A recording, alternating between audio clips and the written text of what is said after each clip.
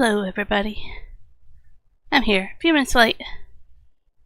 We got our power back on not too long ago, and then Juan was leaving for work, so between that and that, running just a few minutes late. But here I am. Server's up, there's a few things to do.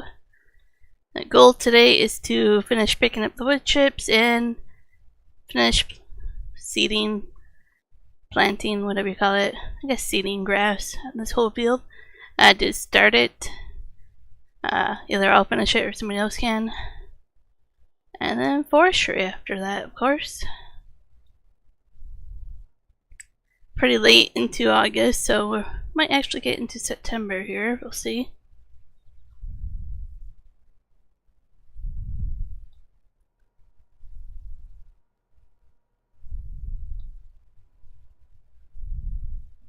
I didn't blame it all the way on you. In fact, I don't think I really blamed it on you. It was more of a, I was spending time with you, so I'm late because I was doing things. But not you. I don't know.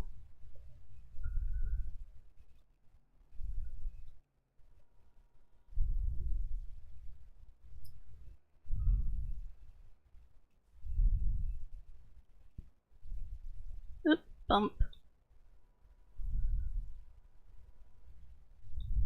I would like to get that grass seeded before we go into September, though.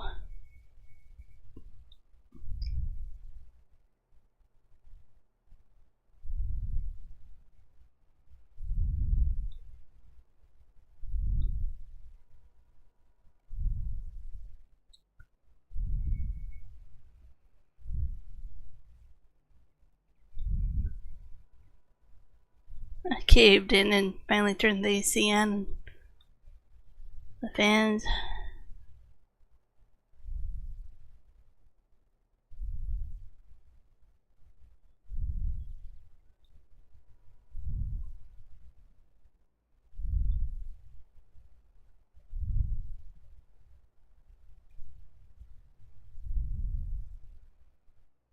Afraid I'm gonna forget a little bit of the wood chips here in the ground if I don't get them all.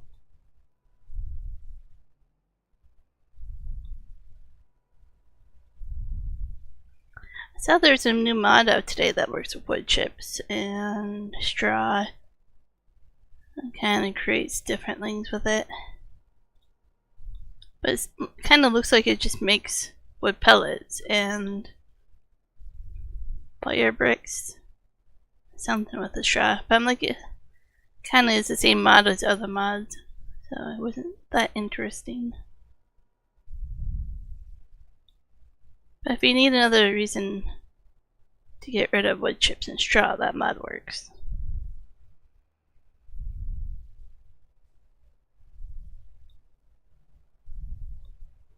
I didn't get a chance to really look at all the new mods, but saw that one briefly.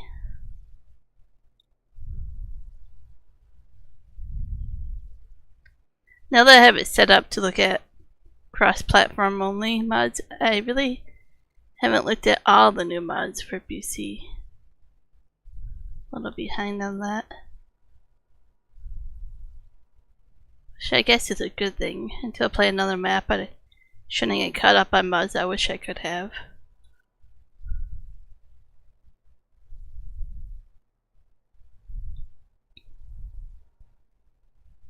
I should keep an eye on them though, just to see when the Mars map gets updated, but maybe that will be console friendly, who knows.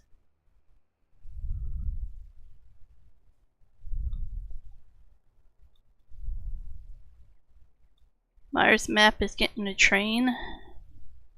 Should be very interesting. Also, your base is underground, including storage of vehicles is underground. There's a new buildings and everything, just total overhaul.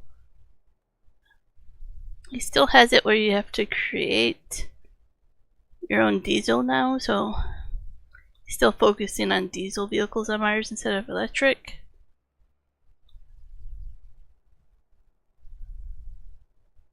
which is kind of a bummer because I I know everybody wanted electric, so I'll have to see what I can do there.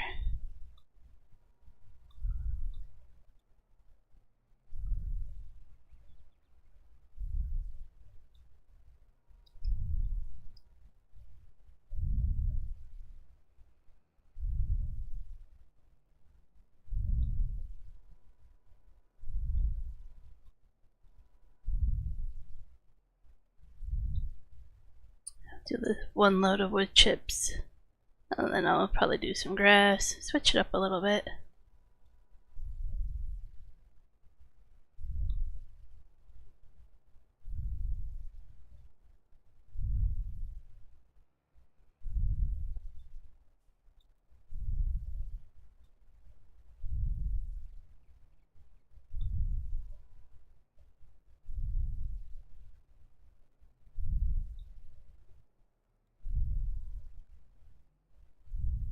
Still miss some over there. The trick you get when it's just a little bit of it.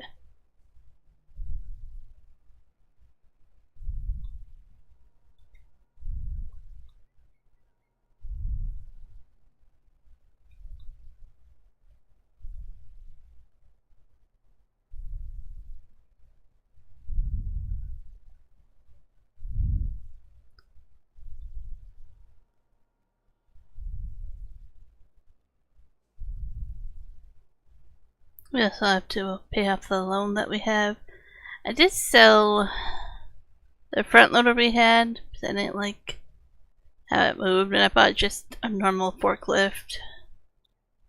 It's still electric, so we have to figure out how to charge it.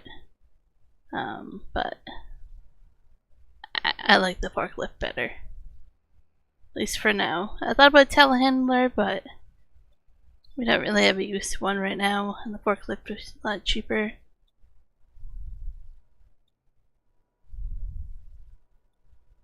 So we're slowly upgrading things on this farm.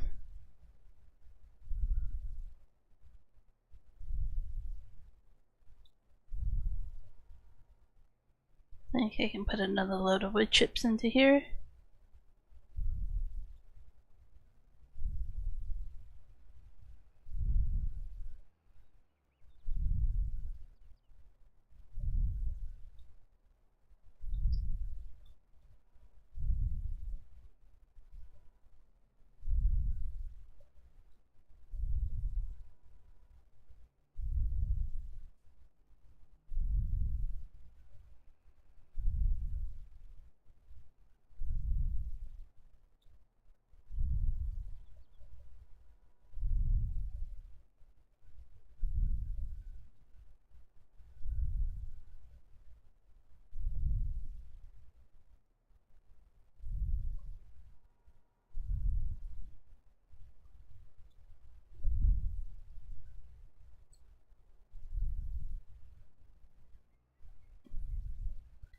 I think the rest of it might fit into one trailer.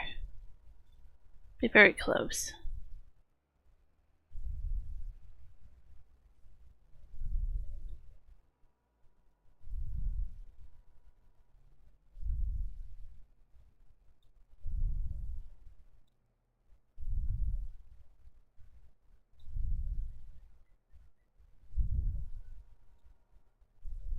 This one's always a little partial bucket, and then I'll fill it up and bring it with me.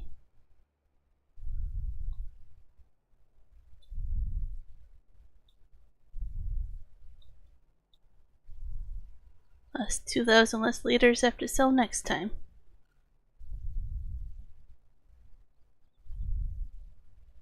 Okay, off to the sawmill we go.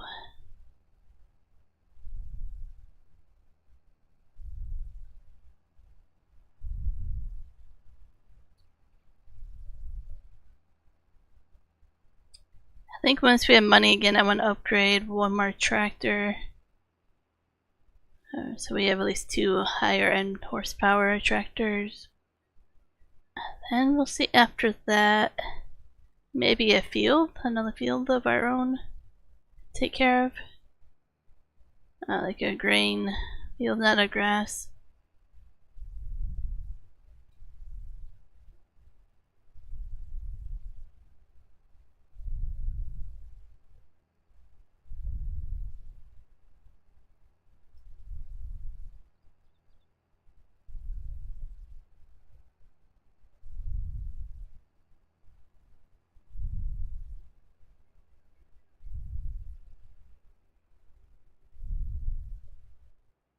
Alright, I do have some lime at the store to bring back as well.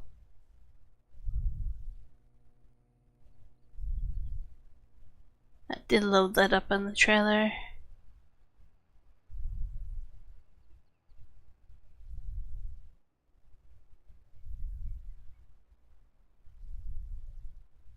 And so we just have some there to be picked up and brought back.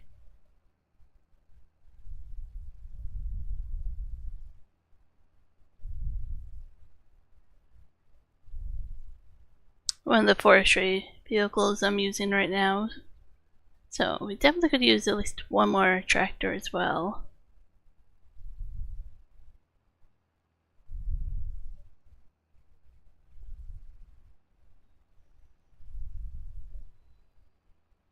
But it might be worth just selling and upgrading one of the tractors that we already own. To weigh our options, see what we need it for.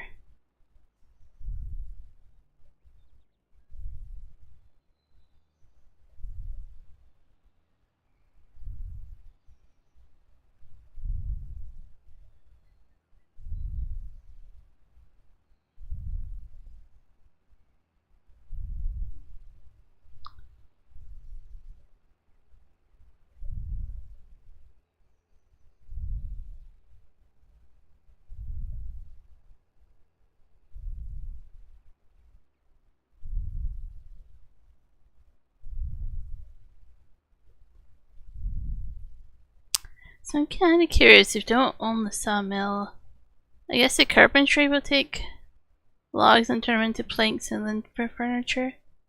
All of one thing?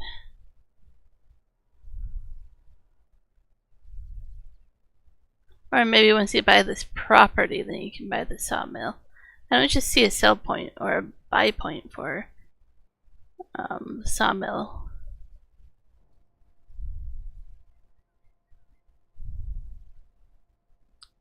But maybe it appears. Sometimes it appears once you buy the property. But I think we have to buy quite the big property. Oh, we can't even buy it. Okay, so we can't buy it at all.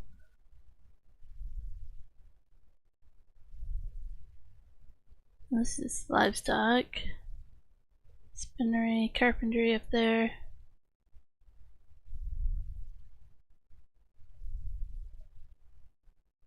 So we can't buy this. Well, okay, we can buy that. That's a pretty big property, actually. Get a field ends and grass up there. Looks like something was supposed to be on this property, like a sell point, and they removed it. I'm probably going to put our production factory up there for seed and lime and everything. Will probably be way up there.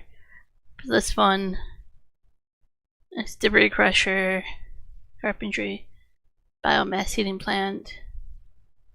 Which I'm pretty sure takes wood chips as well, maybe? Not sure. Composter I want to put up here as well. I'm trying to get everything on one little area. I kind of want to use a lot of the maps so it doesn't get as laggy in one area.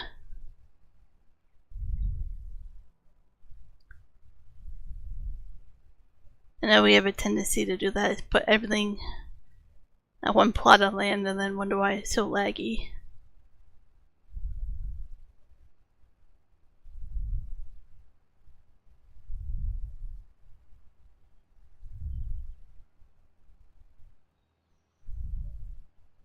Should pay back some of this loan. That way I don't have to pay as much interest. There. Hopefully I can do some forestry before midnight and pay it back as well.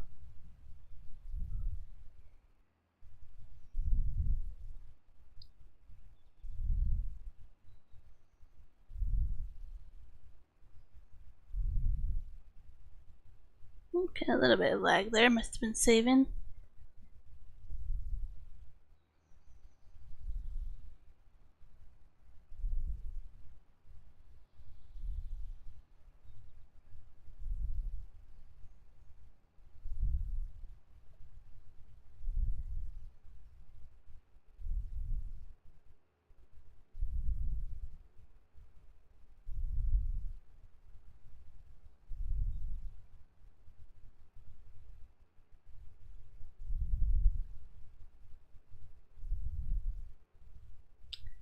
more I think about, the more forestry we do. I probably will do the rule of leave all the small trees and then clear cut a land. So then we leave something kind of scenic when we drive past all the land. Only completely take everything down if I want it to be a field.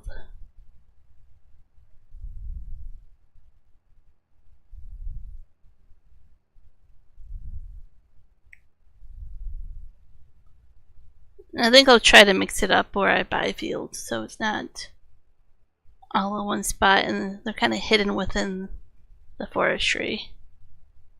Keep it more scenic.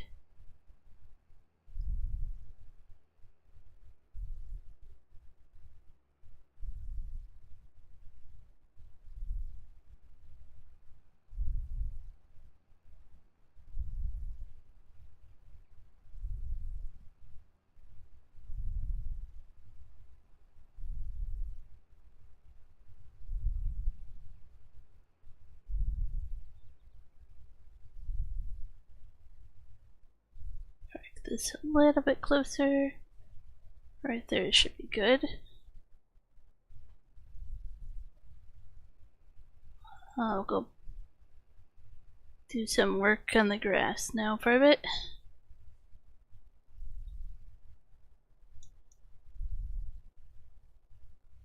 No GPS at all. That's why I like the fields can be this size. It's a decent sized field and you can still work with it without GPS.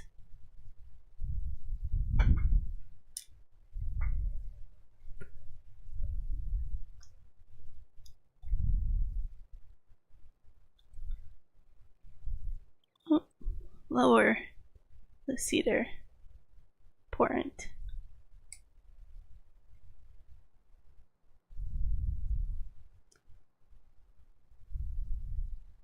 Definitely make sure we don't miss anything here.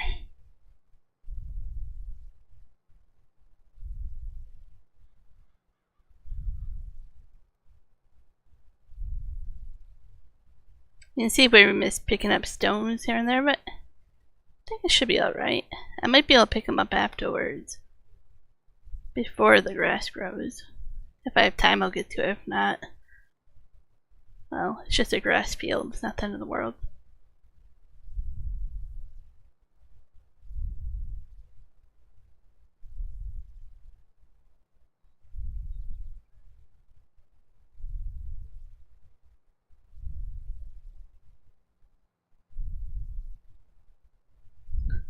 It's Saturday now, is it, Michael? How's it going?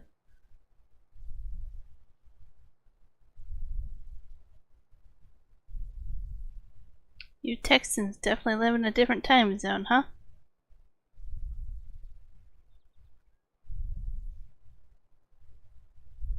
Going good? That's good to hear. Work good? Go good today?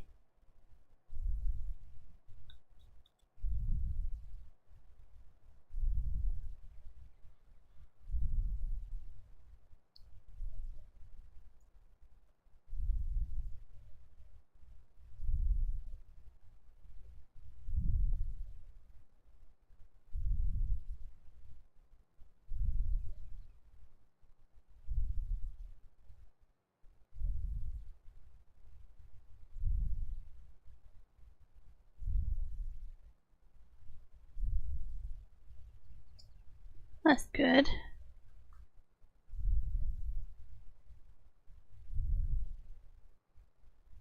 And we were, let's say, 8 a.m. to like, it was almost 2 p.m. I guess, at least 1:30, 2 p.m. I don't know, 1:45 maybe. We got power back.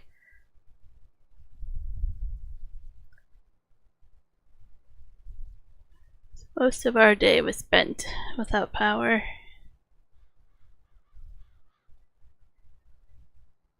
Oh, you have tomorrow off? Because of your new schedule thing? I remember you mentioning that before.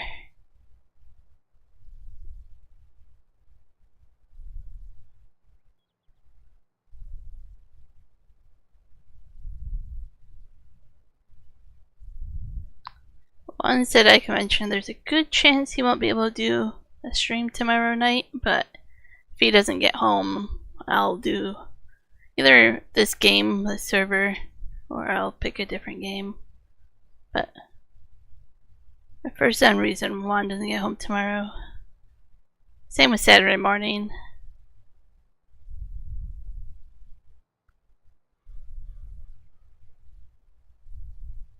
Oh, a water park. That sounds like fun.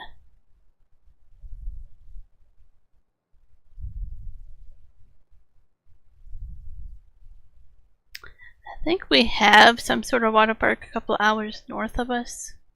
Maybe 3 hours north. I don't really know where it is, but I think that's the closest one. And then we have one in Chilliwack. Or 2 in Chilliwack, technically. Which is like 3 hours. I don't know. 4 hours. I don't know how long it takes to get to Chilliwack.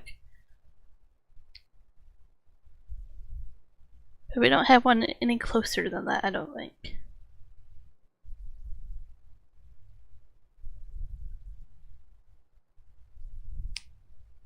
It's crazy. How much you guys pay is absolutely crazy.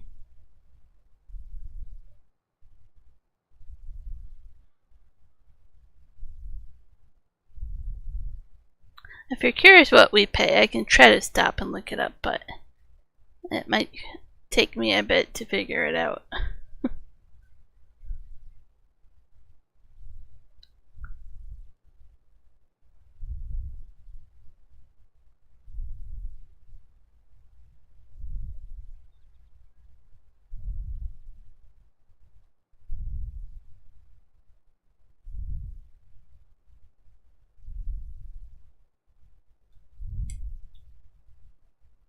It's raining and sunny. It's always unique when it does that.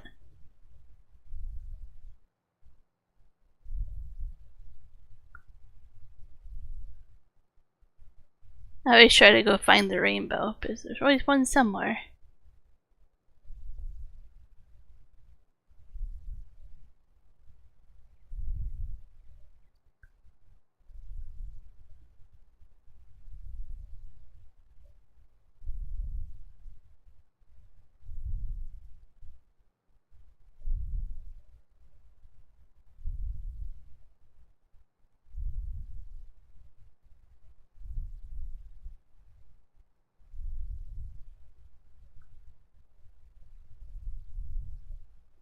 Can't remember without precision farming. I think we can lime it, or we already limed it. I think we can fertilize it right away, I think. It's hard to remember when you don't use precision farming. It's like I usually use it. How does the game work now without it?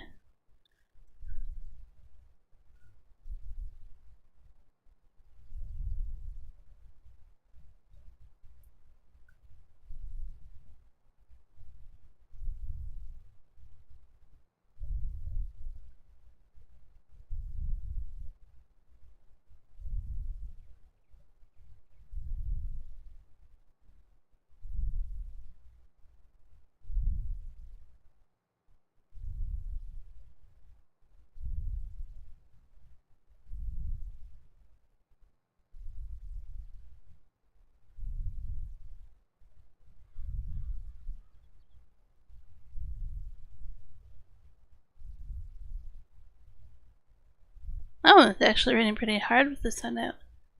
Yeah, I've had that once or twice. It's pretty cool. Especially when it's like still really hot out and you almost feel like going and dancing in the rain. Because you know you're gonna dry off pretty quickly.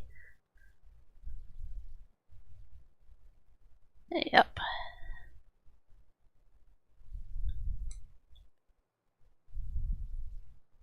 We need to normalize dancing in the rain as an adult.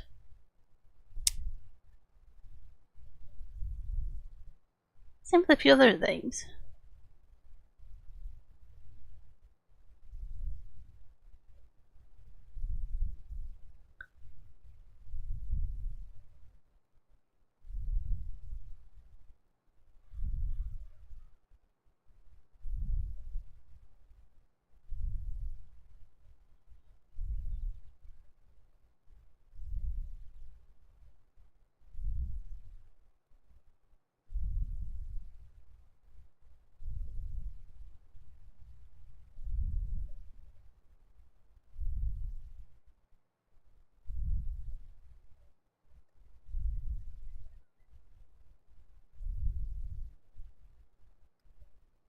Making pretty good progress here.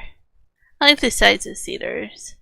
Small, but yet actually works pretty nicely on the size of fields, so it goes pretty quickly.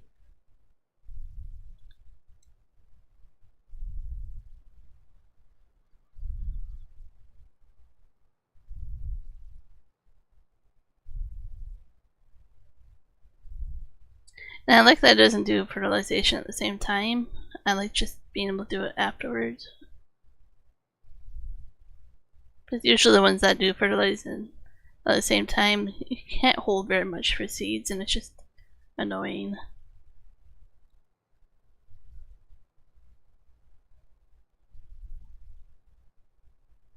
Oh, there's another one already there. That's kind of funny that you didn't notice it at first. Yep, talked about that already, Michael. One price for right now. They've talked about changing that. I don't know where that stands. Whether they're going to change it or not. Or when. I'm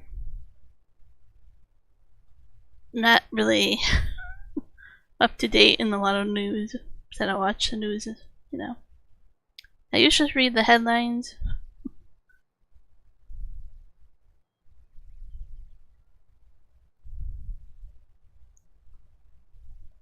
Hey Bubblegup, how's it going? Oh, is that on the other side of it? Well, that's pretty cool. Now you got yourself covered on both sides of the house.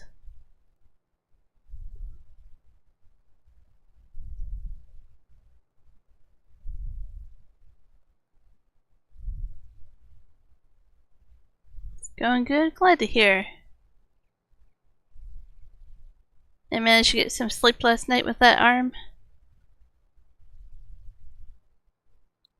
Imagine it's kind of uncomfortable to get used to right away.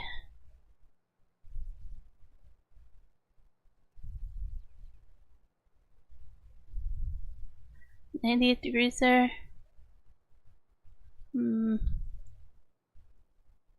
I really don't know what it is here.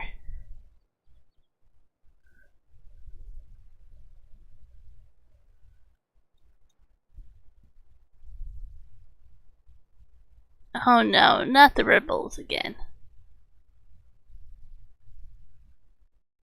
Okie dokie.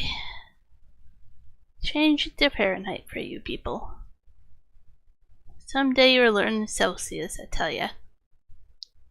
So, 79 here right now. Might get up to 82 on Saturday. Where'd the weekend go? 82, 80, 81. It's just so dramatic. 82. It was like, let's go down to like this temperature, then spike up to this temperature, back and forth.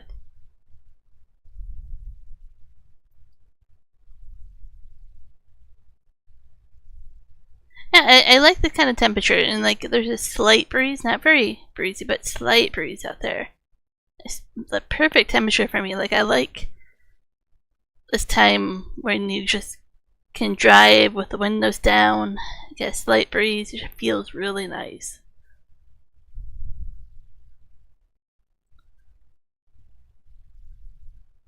And Celsius, the numbers probably look so foreign to you guys.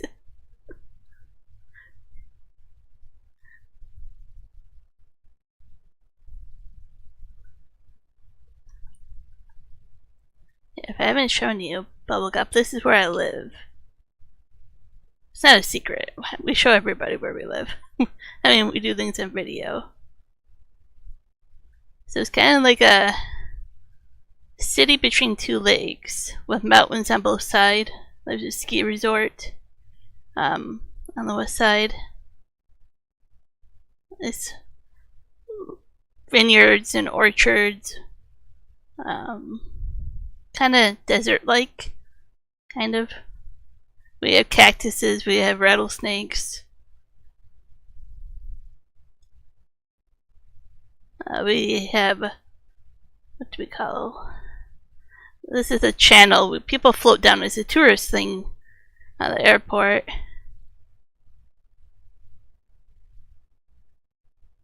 We have a large peach, like a really big peach that's like a concession stand.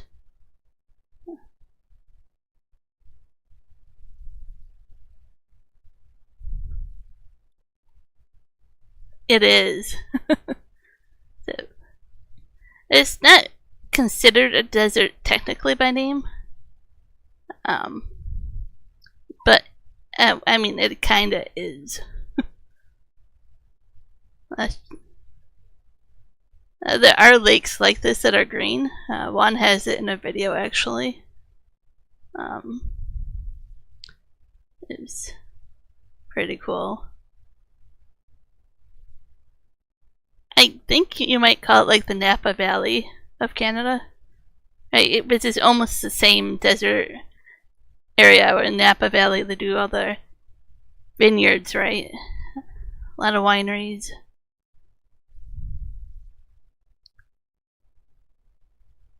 So yeah, that's where we live.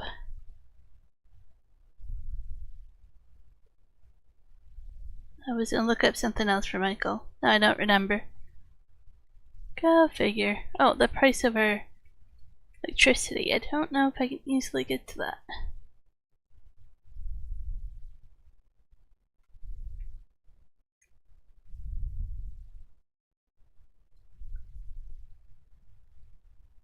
Just pulling it up over here in case it gives any information away.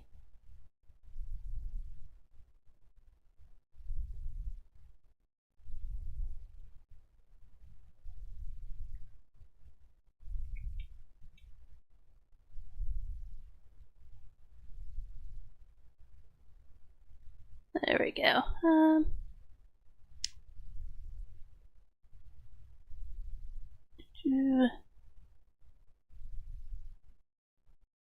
What does that actually mean?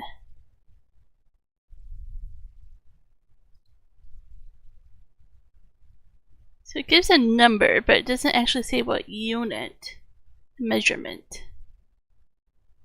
Here, let me do a screenshot.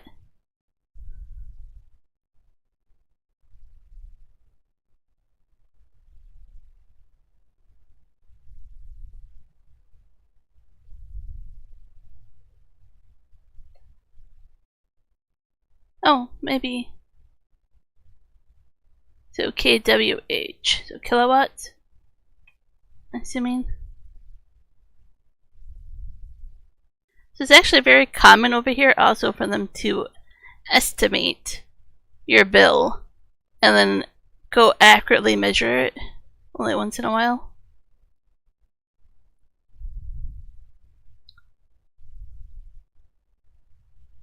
So this one, oh, see, I brought up the wrong one.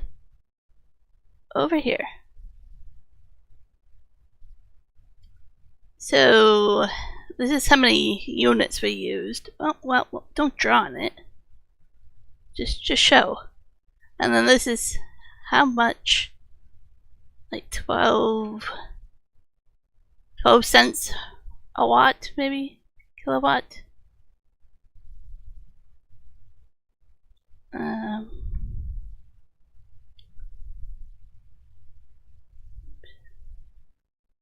Because another part of the bill,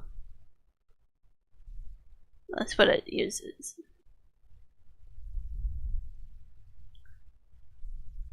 So you figure it out, Michael. That's the only information I get. There's nothing else that I can figure out. It says I can tell you it's way cheaper than what you pay.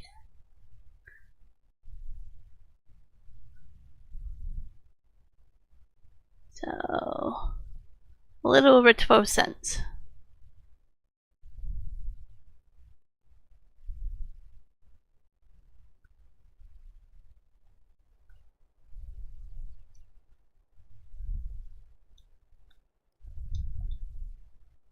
And we only pay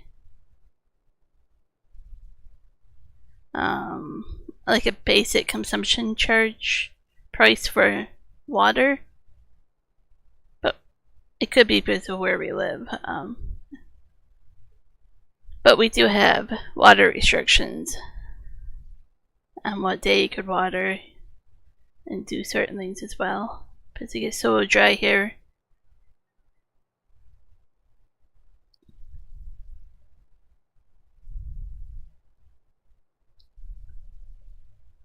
I'm actually curious what level of drought we're in right now. Because I know the lakes are at peak already, which means the snow melt's done already.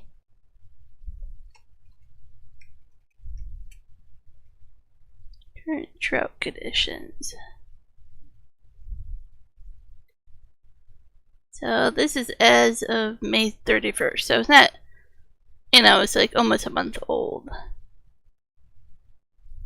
We live down here, so we're level 1, very close to level 2.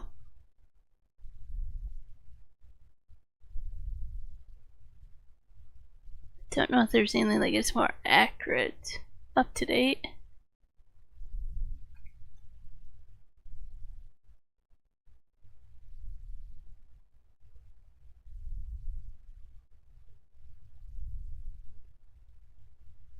Come on.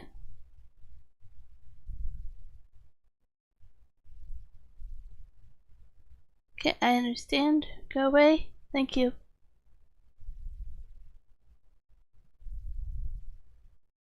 So we're level 1 right now, yep.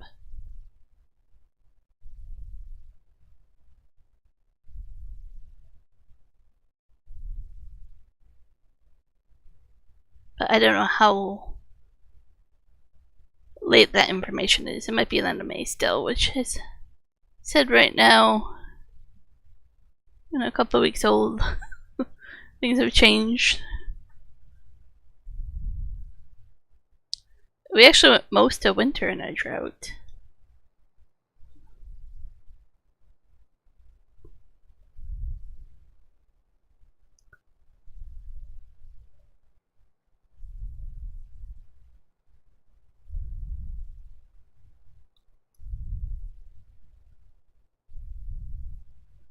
Our fuel prices went up 12 cents a liter overnight, which is quite a bit.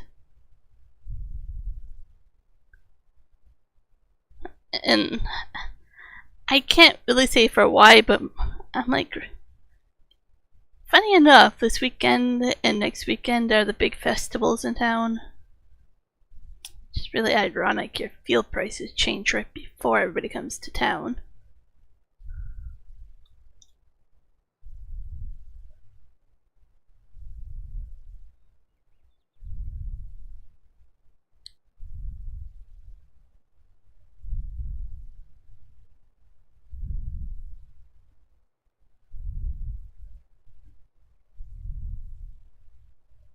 So Michael, what did you think of my price of electricity?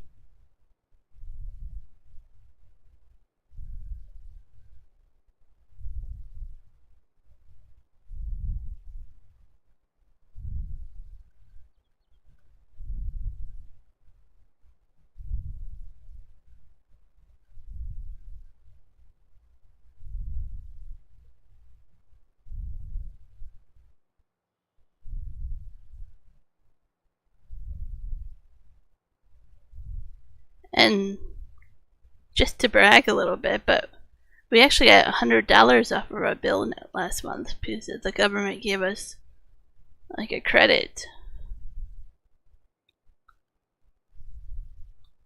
So our electricity bill was, I don't know, under $30 or something last month.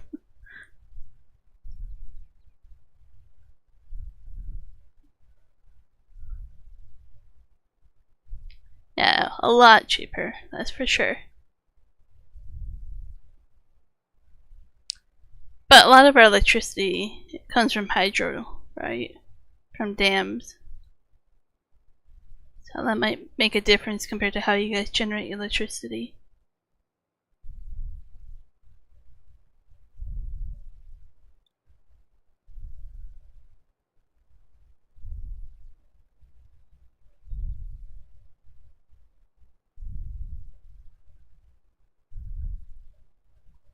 Okay, I'll check that out in just a moment.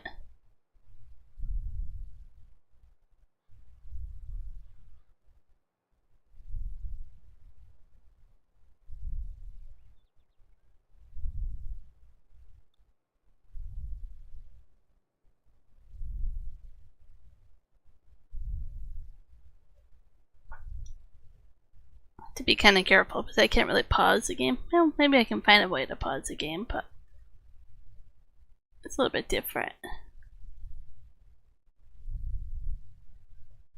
So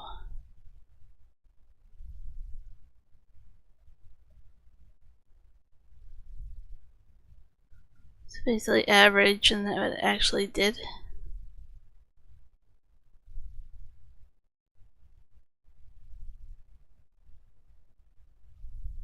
It's really hard to see the one line to hover it over. Right. So they're kind of guessing what the day is or next day will be. And then this is what you actually use, I think.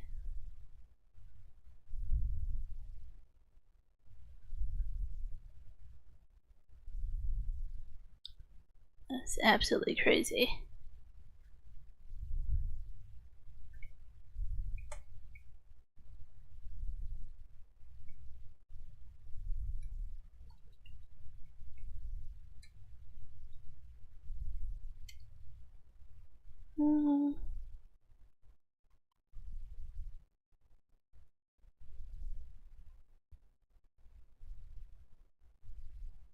Okay, so they say they launched a residential tiered rate system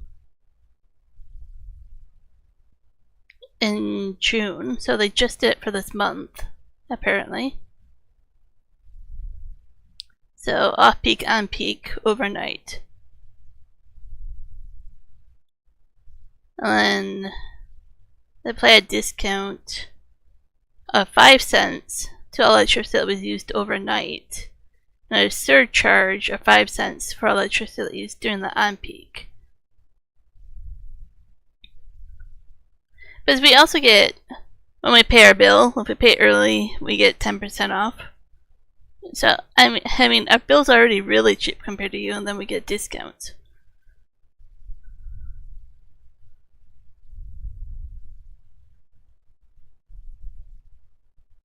So if we're in tier 1 or tier 2, it could be either basically 11 cents, or tier 2 is just over 14 cents, plus 5 cents on peak, minus 5 cents overnight.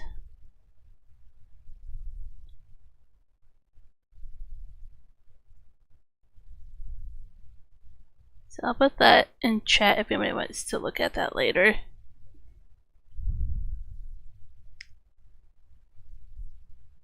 So well, that's what they say we're gonna get. I don't know if it affects me. Blue means it pass. Okay. Orange is forecast. Okay. I don't know that affects me where I live, but that is something that was coming out this month for our electricity.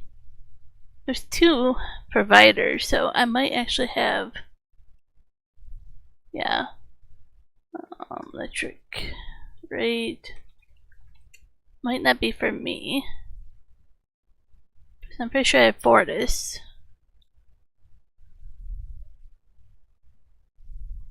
See, ours increased.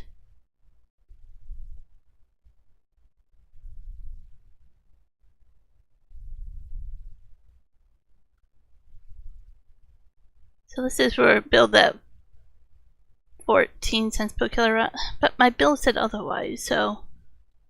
And that was like a bill from last month, so I don't understand. Oh, here, let's see. Small commercial, but we're not commercial.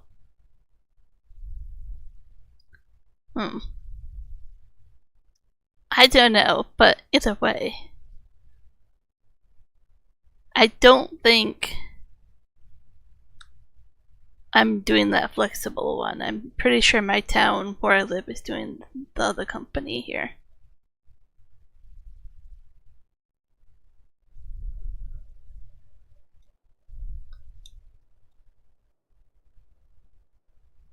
And I don't know if it's easy to find out because honestly my bill just comes from the city. Right? So it doesn't say the company.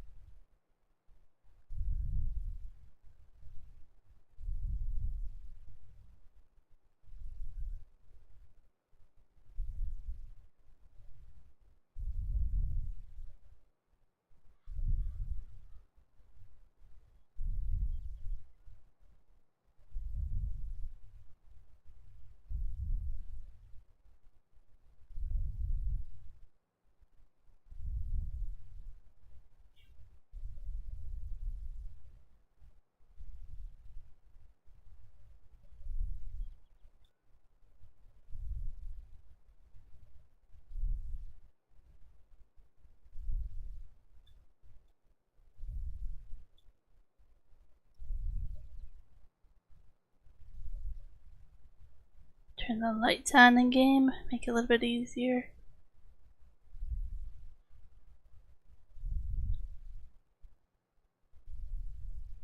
Oh, negative money now.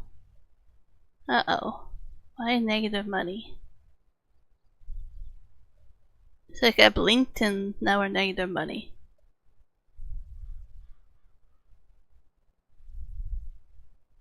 We didn't even get to like the next hour. Huh.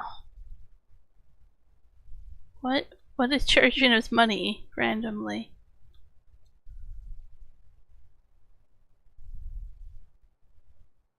I don't think we have anything leased. Well, that'd be the other one. No, nothing leased. This would be too hard to follow because we did lease things and everything, so you can't tell what just charged me money. Right, it was all umble jumble there. I do have a production going. That's only $2, so that shouldn't be charging me money. So that just went like minus $4,000 or whatever. Like we had $3 or $4,000 and now we're, yeah, well, it just took like $3 or $4,000.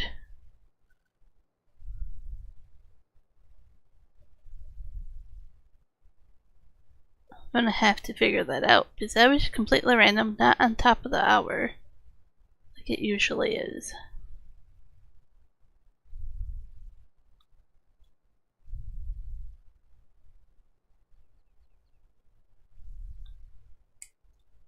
But sure it's easier to see that kind of information.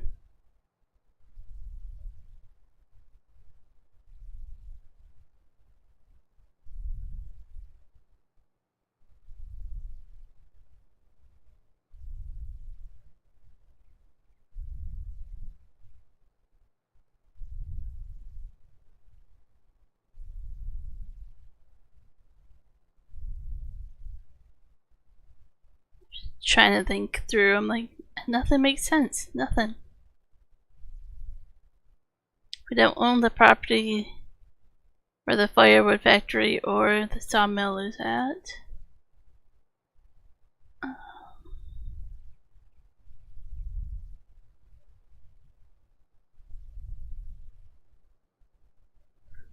I definitely agree with that, Michael. I don't know how you guys do it. It's special. It would be hard for people living on a budget to actually budget.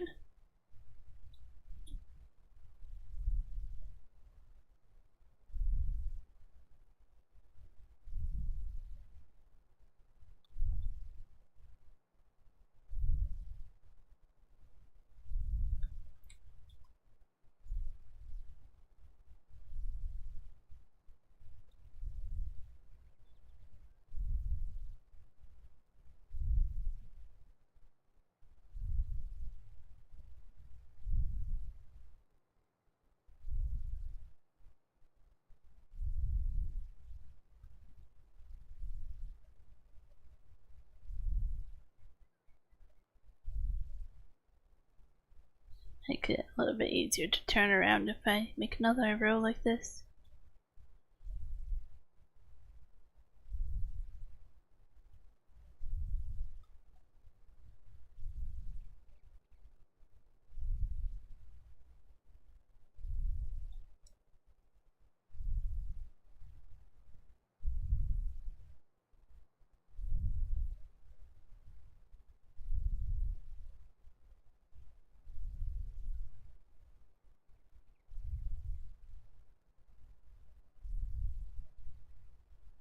Oh, I forgot to show one. I was going to show him where you can see how many slots you're using on console, and I totally forgot to show him.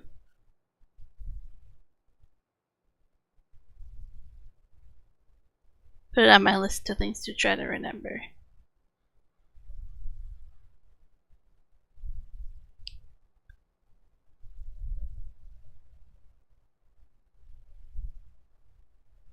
Looks like we'll get this done without having to put more seed into the seeder, so that's awesome.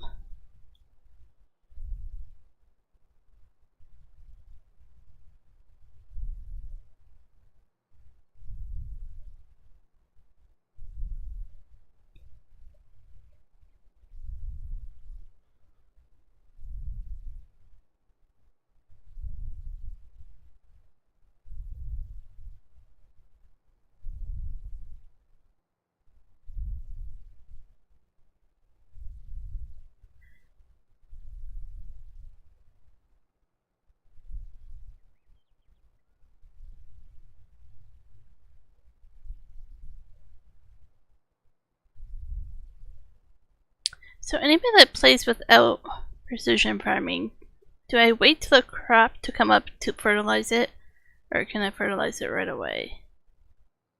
Precision farming, it kind of matters when you do it.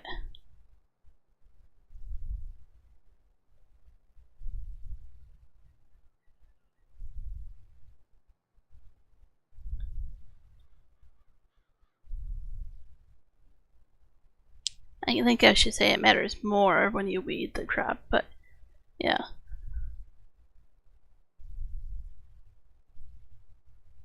You wait till it comes up to the first stage.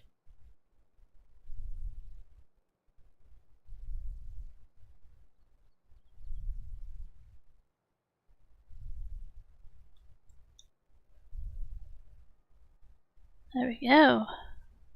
This field is seeded.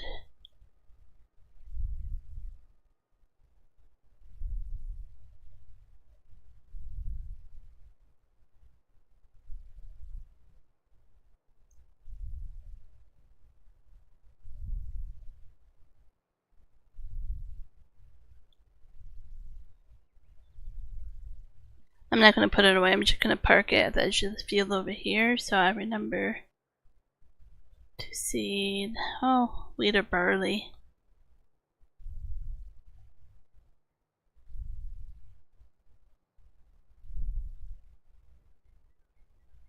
That's next month in game. We have to do that, so that can be parked right there for now.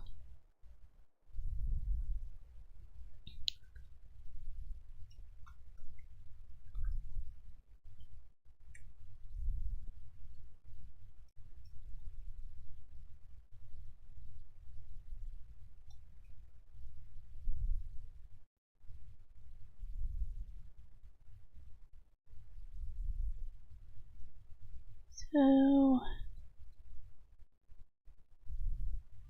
fertilizer needs to be put down twice, I think it says right here. If I'm reading it correctly.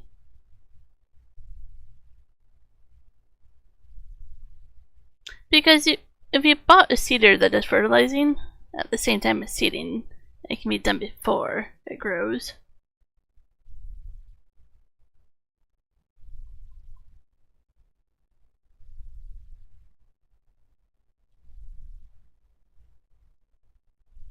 And one just left, Michael.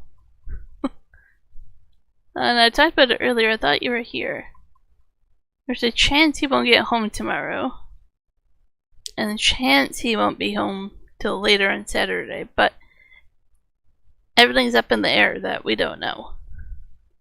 If he's not home tomorrow night, I will do a stream. If he's not home Saturday morning, I'll do a stream. I don't know if I'll do a cross-platform like this right now, or if I'll mix it to a different game. I'm not sure when, what time. But I will definitely try to carry the torch, so to speak.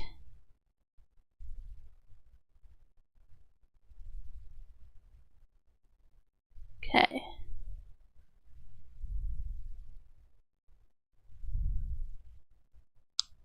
Fertilize twice. Grass you can only fertilize once instead of twice. There has to be a stage of growth between both. You can fertilize the first time after sowing and the second time after the plants begin to sprout.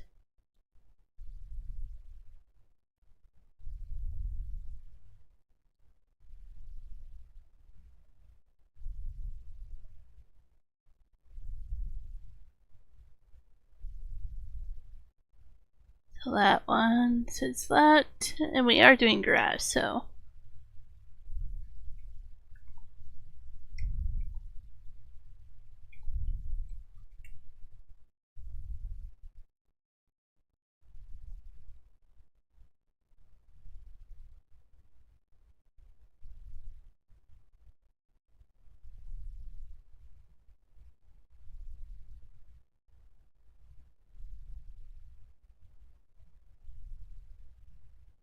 So it sounds like if I want to get the rocks picked up, I should do that right now.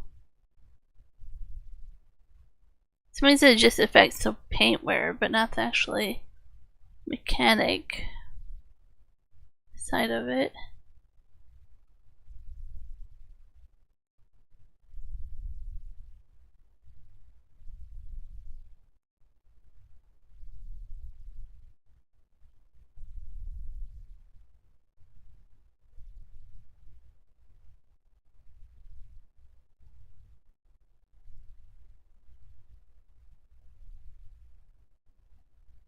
Kind of reading here.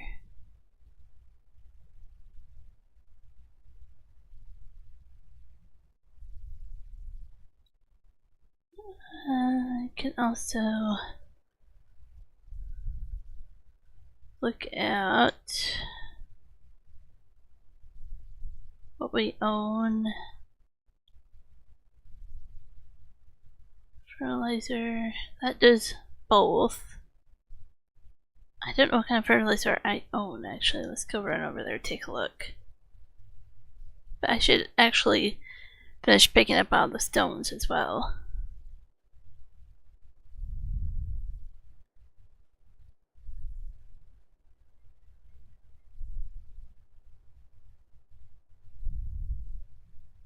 I should move this cultivator and put the harvester in here if it fits.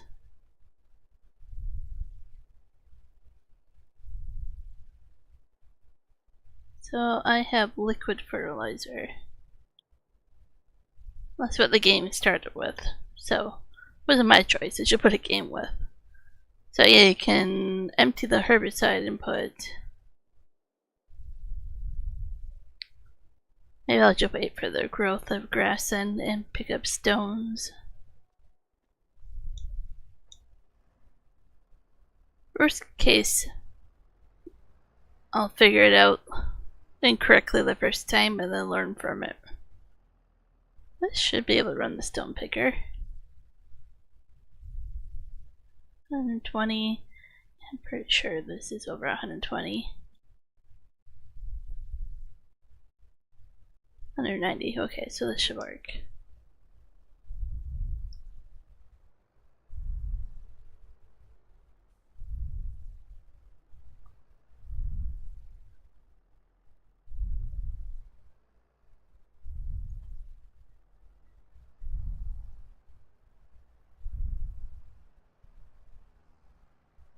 Well, it barely wants to do it. It's like, nope.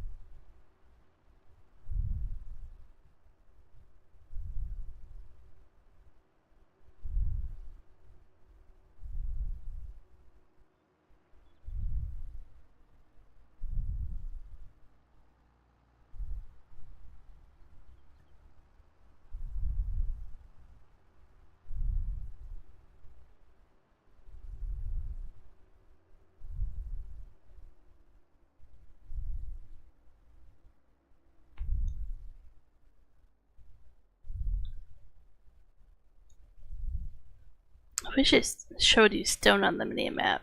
Maybe it does, but we'll see. Well, it doesn't pick that up. Okay, let's try this one. Or that one. Don't have access to this land, but I bought this property.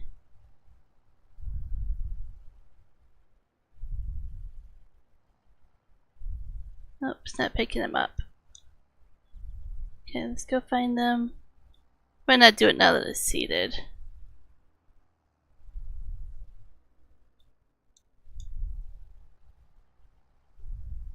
Yep, okay. Next thing I have to figure out if I should buy a roller. Does that affect grass? I can't recall. I agree, Michael. I mean, we pay more for other things up here.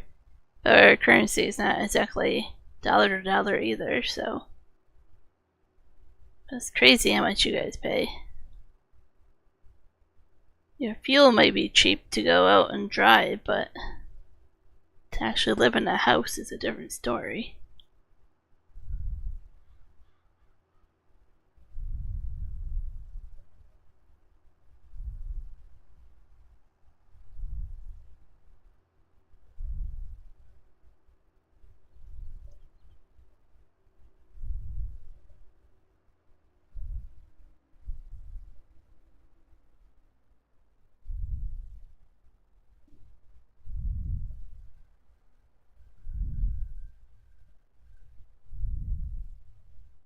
And even then, your lowest price is a lot higher.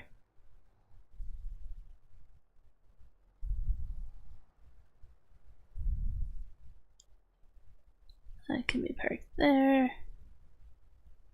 Let's research if I need to do grass rolling or not. I think with precision farming it didn't matter, but without precision farming I think I should.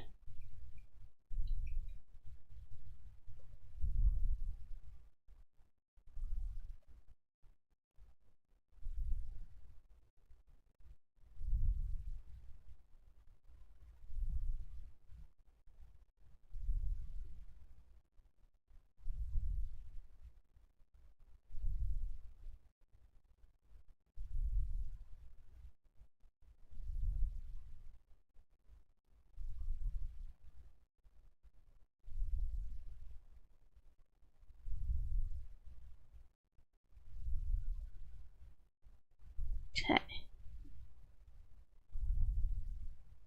Lowest price is $6.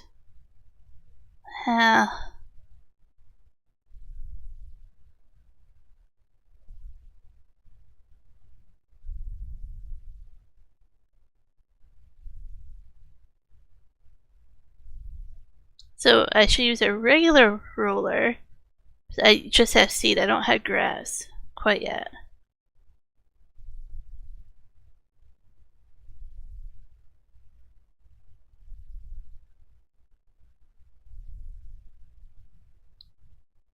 Okay, so a roller actually will help with the stones as well.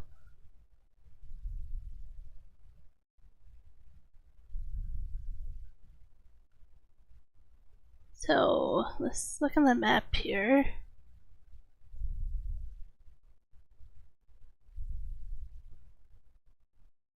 Needs rolling. Shows as blue here.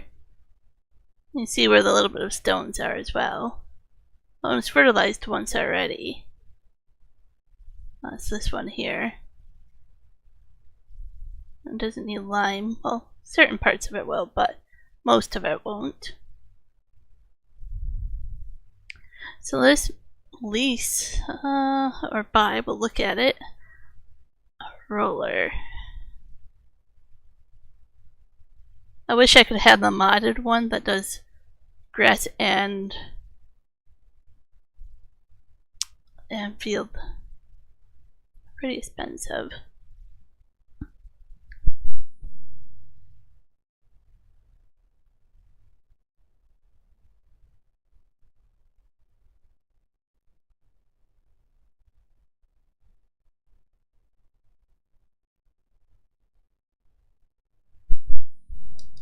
Won't even let me see how much I need to lease.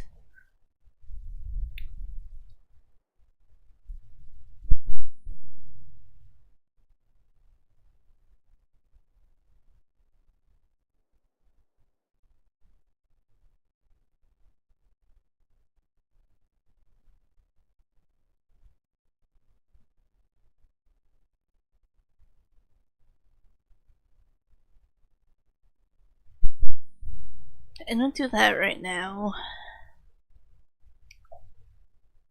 And then do forestry afterwards and try to get enough money to buy it.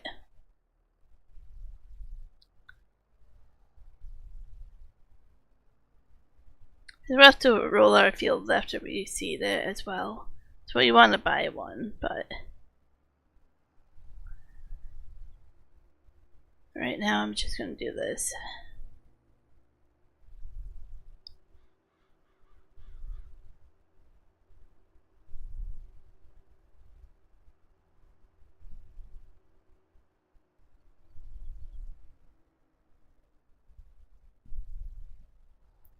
Oh wait, how much horsepower does this need?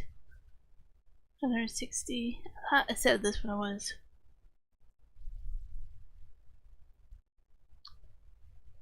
$190. Okay, so this should be able to do it.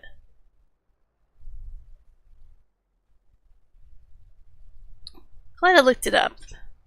I probably would have tried to find a grass roller. I was like, no, this is just for seed. It's not grass quite yet.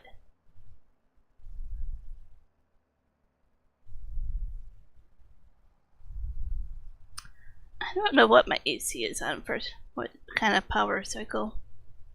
I just hit the power button. There's different settings, but I don't bother with it.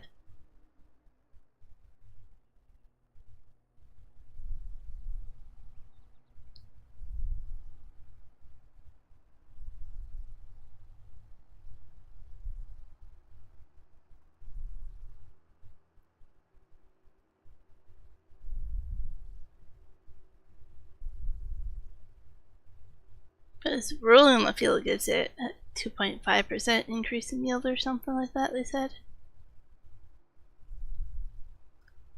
It's actually kind of worth it.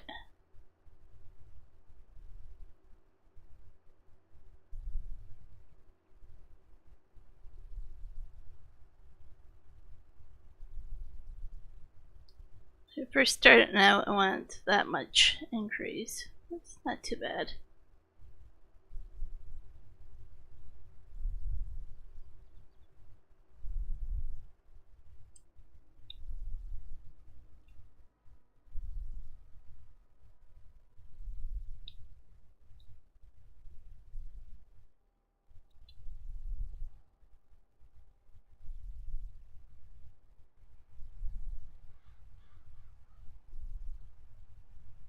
Well, it's kind of hard to tell where it's been rolled or not. Okay.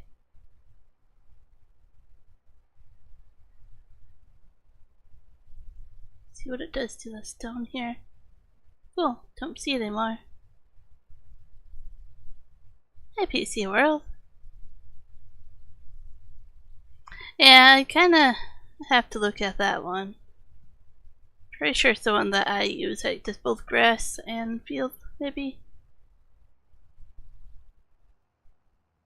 I'm trying not to add more mods. I already have like 15 mods on here. There's a limitation to how many mods a console player wants to download.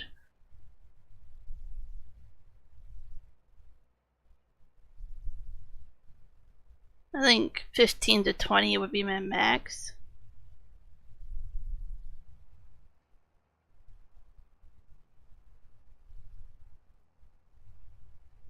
I know I have room to add a lot more in the slots, but I don't know overall for the whole game how much room they get. If they're playing multiple maps or whatever, if it counts up or not. Not quite sure how that all works on console.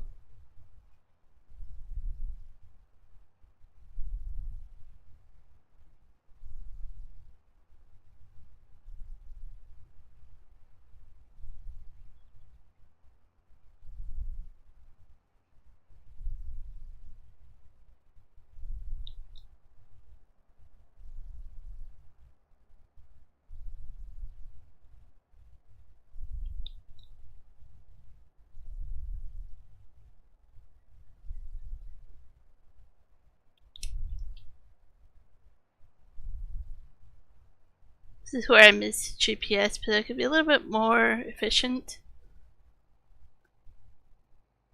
If I didn't have to worry about overlap. I'm trying to get the perfect amount.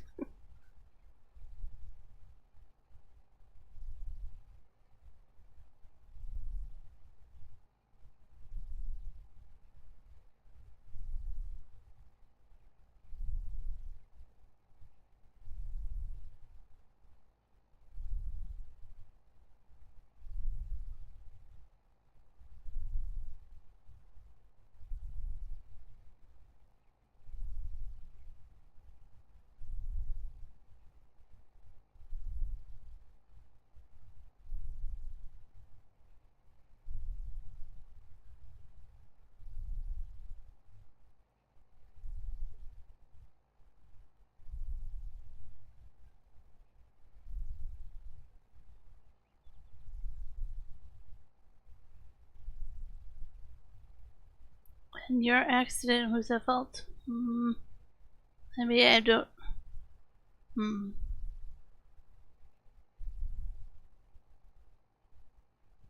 Maybe I'm not following and I should be able to follow.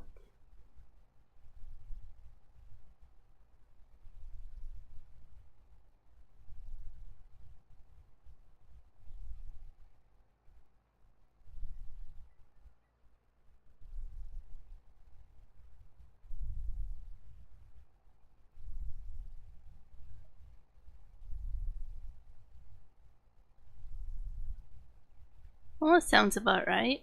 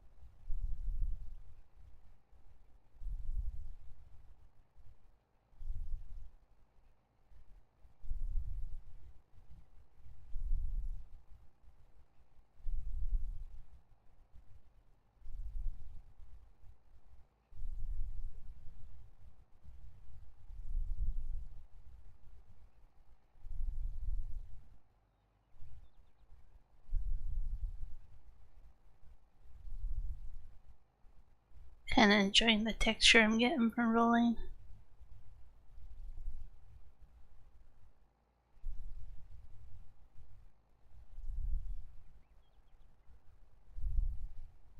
I'm not lifting the roller.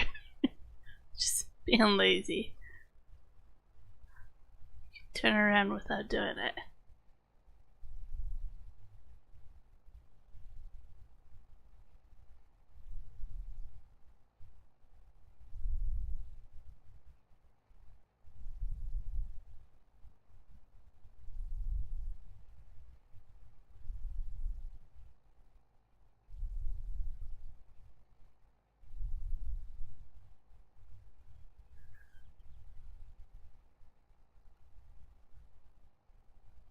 I have to worry about that tree.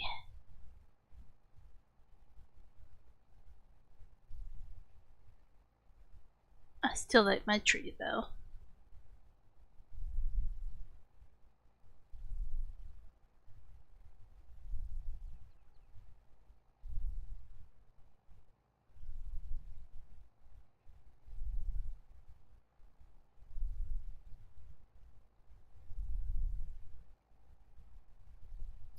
It'll be nice having those two trees in the field. You can't use GPS anyway, so I mean, it's easy just to go around them.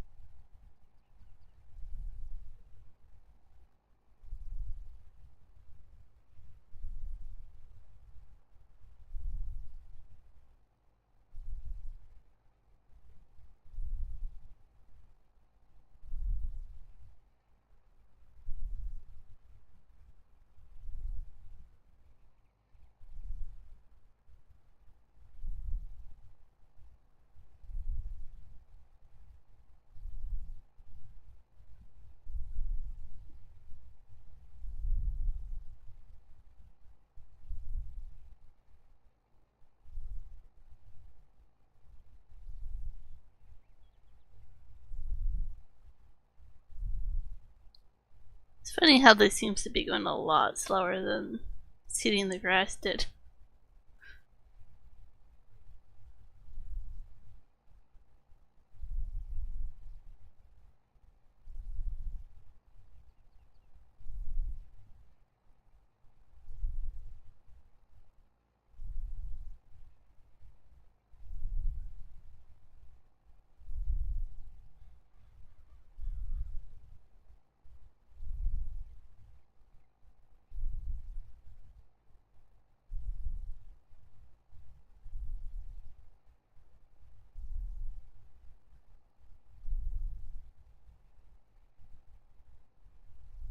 I know the in-game noise is probably a little quiet, but I find it's really dramatic when it gets turned up too much. If I could turn down those building noises and have a little bit more control over it, it'd be a lot nicer.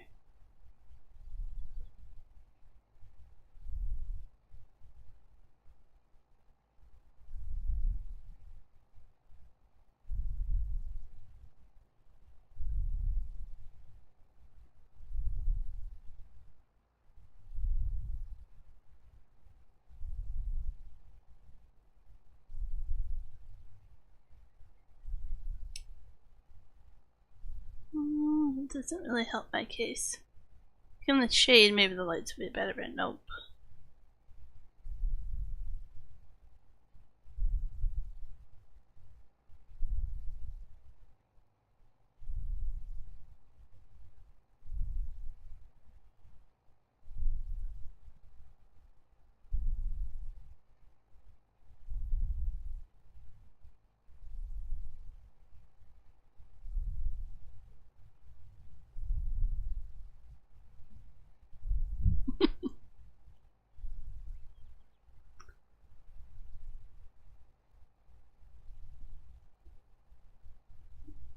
Okay, I have some people lurking. That's fine. This is totally one of those games that you can lurk to. Our watch hours changing. I think we gained 40 hours overnight. So it's adding up pretty quickly now, and it's pretty amazing. So definitely appreciate everybody doing that, or helping us out a ton.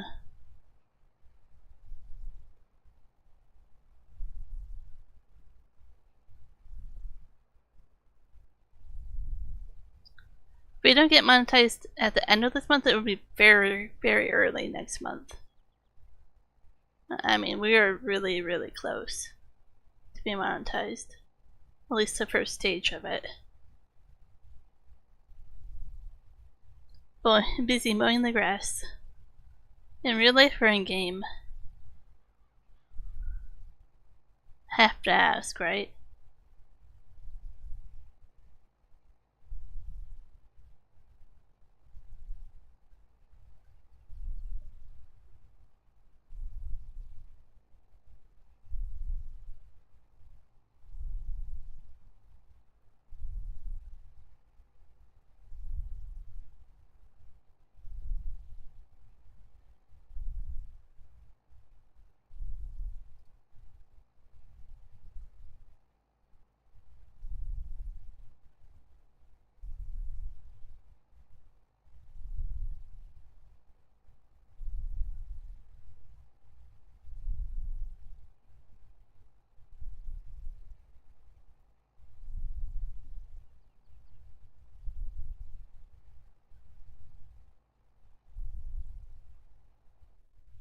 I gotcha.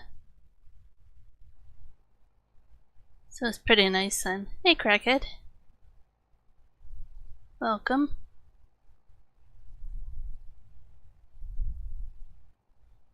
It's definitely pretty nice in the RV park or places with like a strata type of thing where they take care of it for you. You paid a pad rent for it to be done.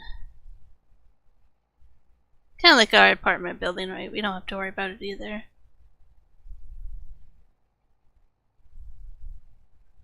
And for that matter, that's kind of their attitude too. They don't worry about it either.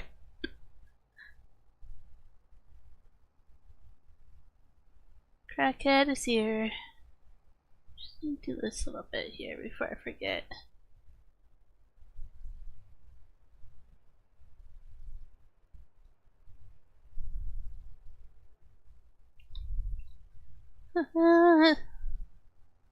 It's probably been that long for me, but not for Juan. He's mowed, I think, my parents' yard a few times, and he's mowed his parents' property as well, or his mom's.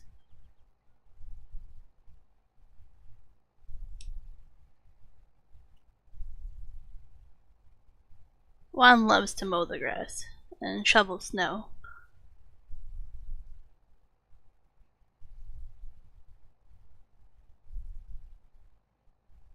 And it's getting hard to see where I've already rolled.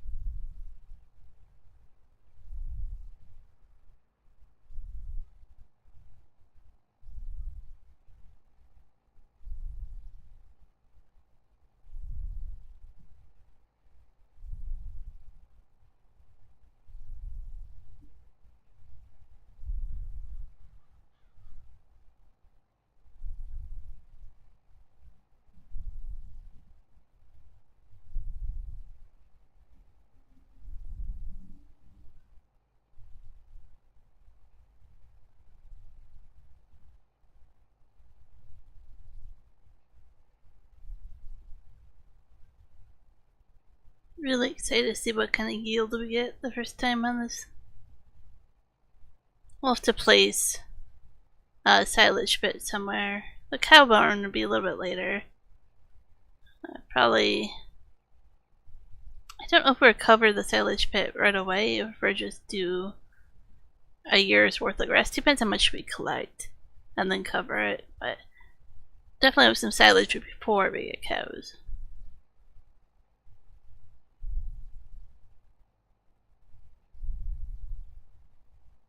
I know you can feed cows just hay, so we could do that as well.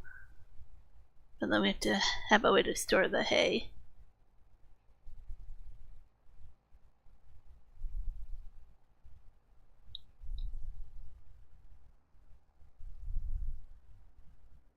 To really see what will be the most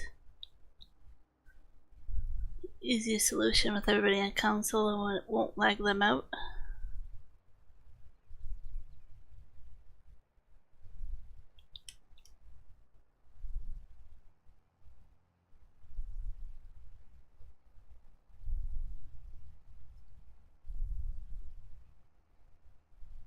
I have to come back and try to clean up that tree stump at some point. And that tree.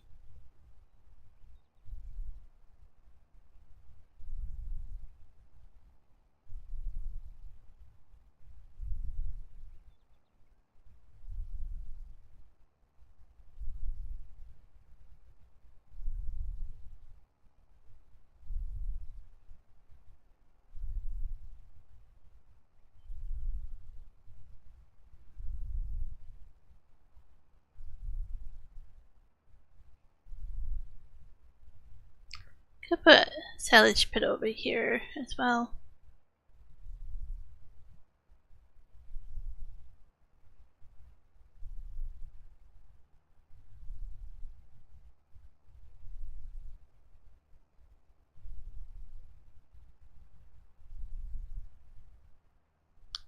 This way, at least if it gets too dark on me, I know on the outskirts of the field has been done.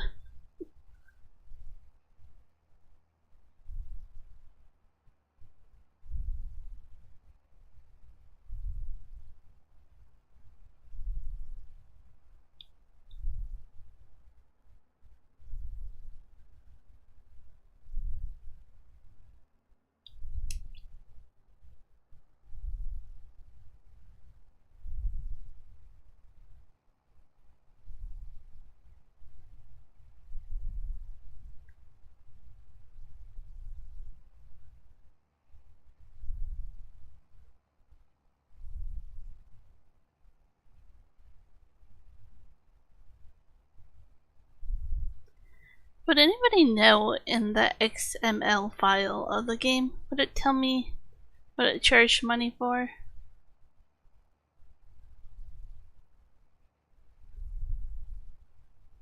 I'm still thinking about that. Something took like 3 or 4 grand out of our bank account randomly, and I'm just really curious on what that was. So if it's gonna do that every hour, that adds up pretty quickly.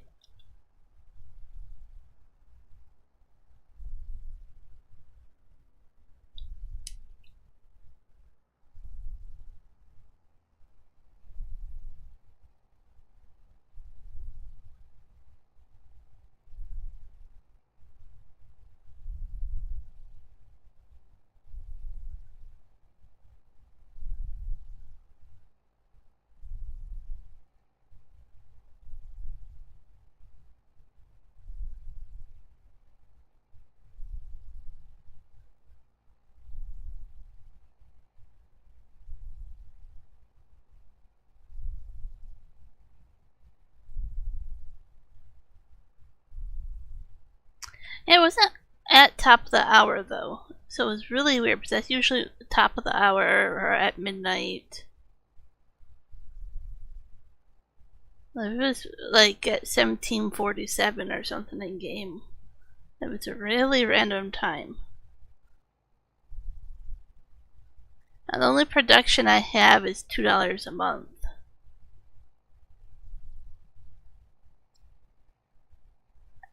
Not leasing anything. We have a loan, but that usually calculates at the end of the day.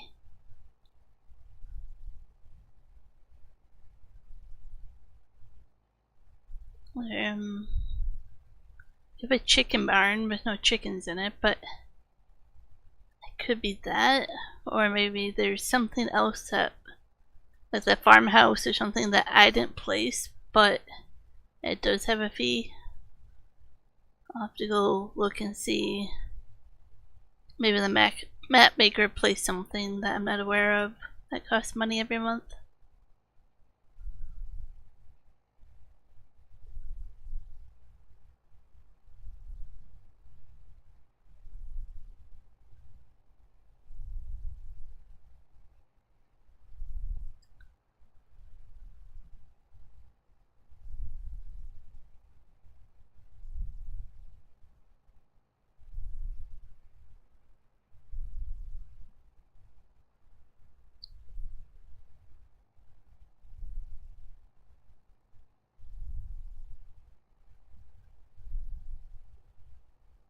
The only production I actually own is the greenhouse. The firewood production I placed using the Place Anywhere mod, and I placed it on a property I don't own. So we haven't bought it. We don't own the properties on, so I should not get any production fees from that itself. Hey Coyote, how's it going?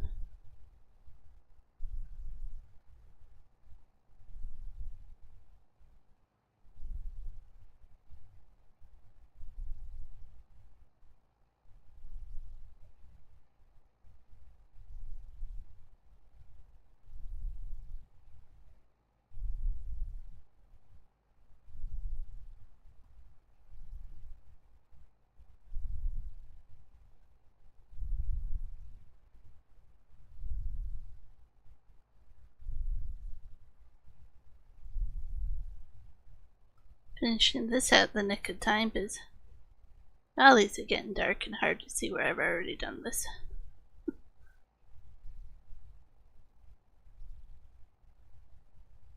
Okay, let's just kind of make sure I do enough overlap here that I got it all.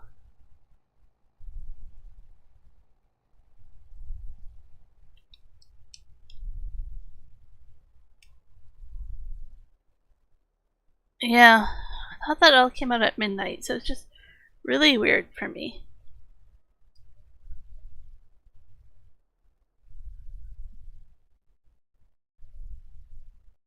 Because here, of course, we started this month, but I've leased I was told things like when I set up the map, right? I'd done it in all 1 month, so none of this will make sense to anybody, right? It doesn't help figure out where that money came from or disappeared to. Doing pretty good, Cody. Tired, but good. I wasn't feeling well this morning, but I'm feeling a lot better. I'm feeling some kidney pain. I'm trying to figure out that.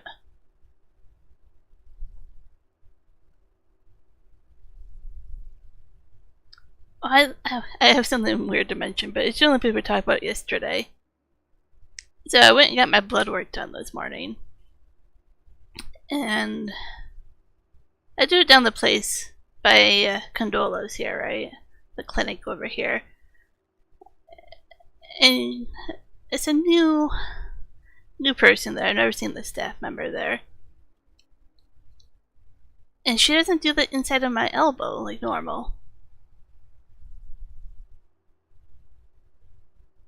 She did literally like the top, like flat part of my, like if you have your arm straight and then look at your elbow that way, so not like the inside or outside, but like the top. She drew my blood from there. I've never had that before, and it actually hurt quite a bit. I'm like not a fan of that. And I get my blood work done, like I say, so often that I know you can prick my arm on the inside of like there and it shouldn't be a problem. That was bizarre. So it could be a vehicle running cost. I checked all the vehicles when I started the map. That's kind of my thing, to go through and clean up the property, but some people, crackhead, don't put their tractors away. And sometimes leave them on, so I have been making sure all the vehicles aren't on and running.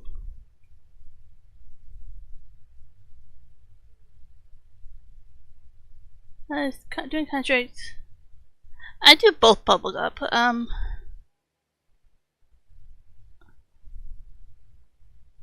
Do you like mean in like this game or your own game that you're playing?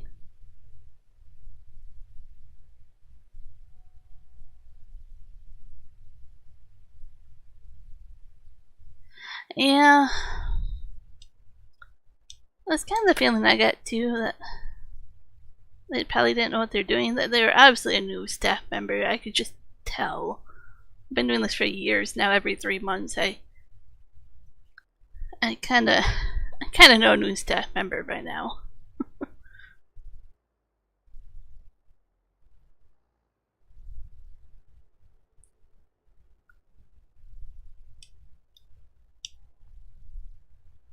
There's actually a few regulars staff members that I know, right? Like I go there often enough. So yeah, but I would kind of do the same thing that I have going on here. Create your own farm.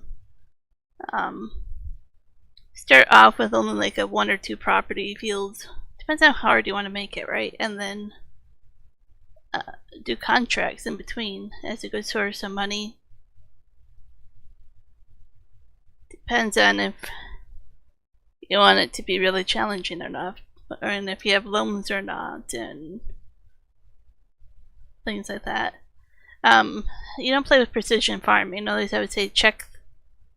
In precision farming, you can click on a field and see the yield of this guessing that we'll have, and then I do that before I take a contract, but that only works in precision farming,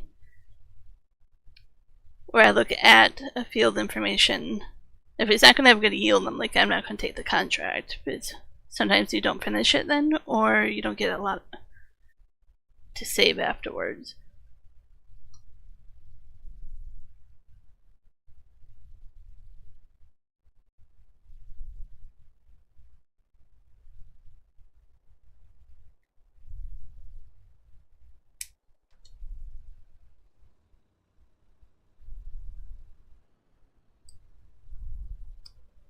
so collect some trees. That's a lot what I do on the live stream.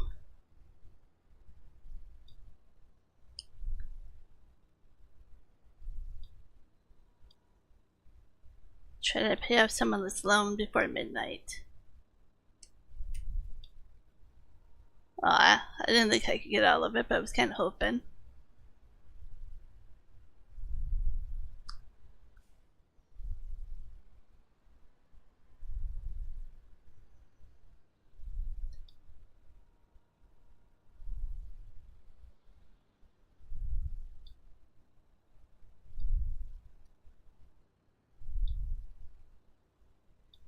Not straight. Okay, let's try to.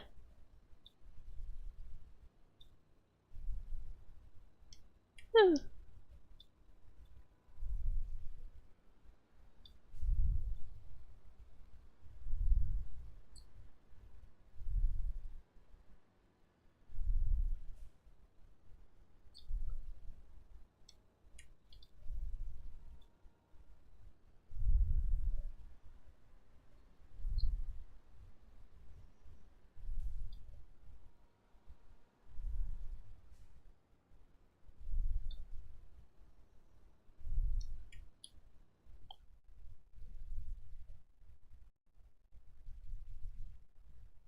Gonna do that right now. There.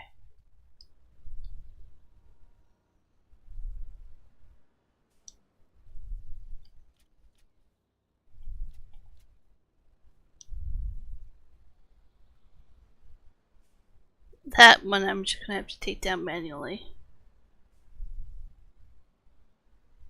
Those birch trees don't like to be used with the tree harvester.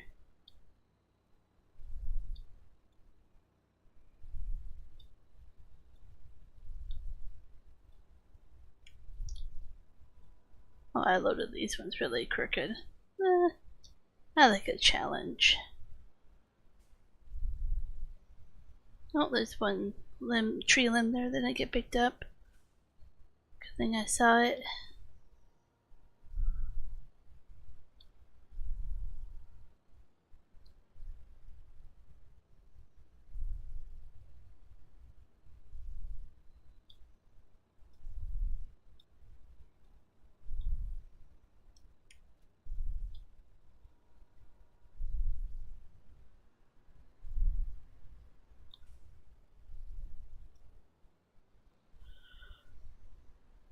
Oh, I'm definitely feeling tired. Right, maybe it's worth just cutting that tree limb up if it's really small.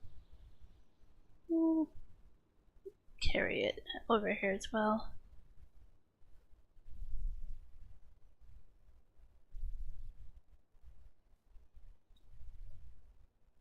Nope.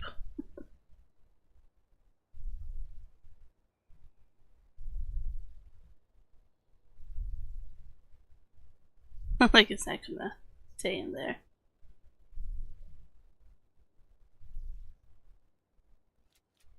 There we go.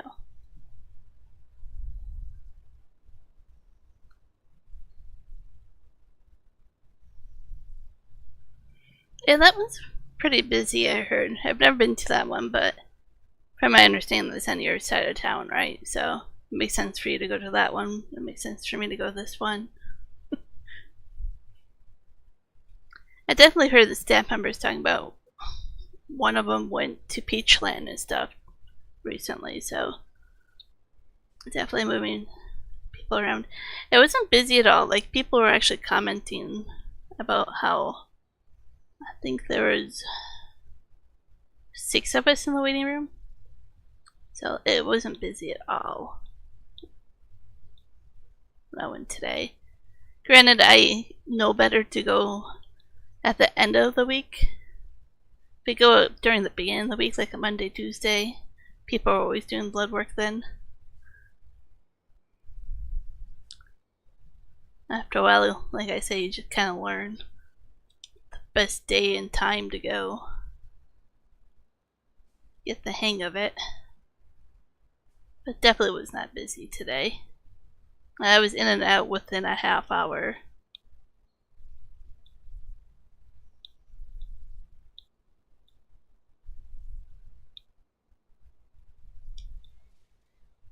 The one place I'll avoid is going to the hospital there, but that place, oh man, if I can avoid it.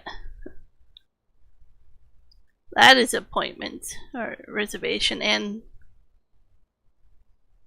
go in without appointment, but appointments get to be looked at first, right? And then everybody books appointments online months in advance.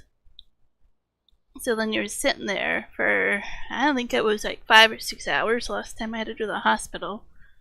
Because they did a special test that nowhere else would do it. That needed done. But if I can go to the hospital for blood work, I will. Let's try it from this side.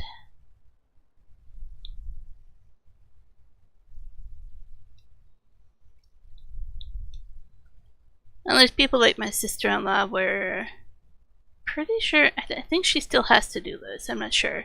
Her blood work from her organ transplant for her pancreas and her kidney, right? That she got a little over a year ago. She has to go to the hospital to get it done. And it used to be like every week or every 2 weeks. I think it's once a month now, but I could be wrong. But her doctors are in Vancouver, so it's kind of like she has to do it at a particular hospital for particular tests for the rest of her life.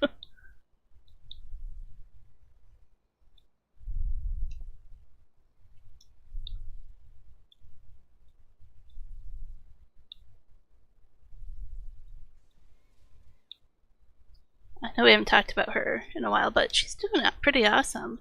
It's pretty remarkable, actually, seeing how she's doing. I am just going to have to really move out of the way for this tree. Thought I was farther enough, but not quite far enough.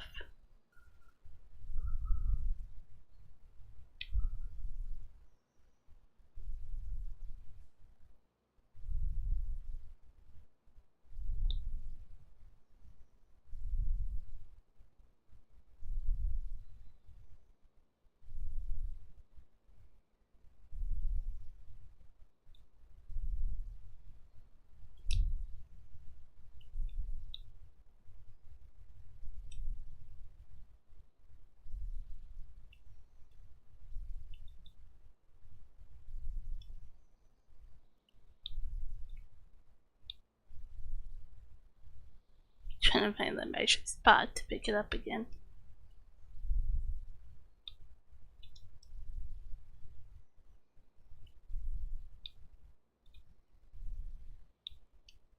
There we go. Take that. Put the support legs down there. That might be better.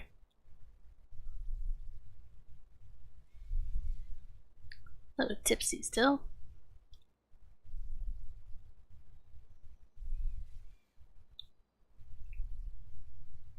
Welcome back, Michael. I must have some clouds moving in. It's starting to feel dark suddenly.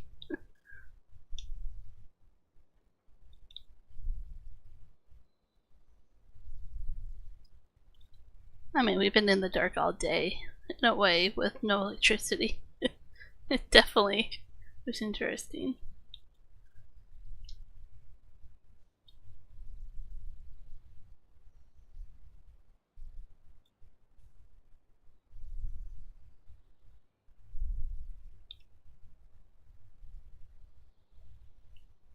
Definitely doesn't look like they're finished working on the electricity pole stuff out there, so I'm guessing in the near future there'll be another date for the power to be turned off.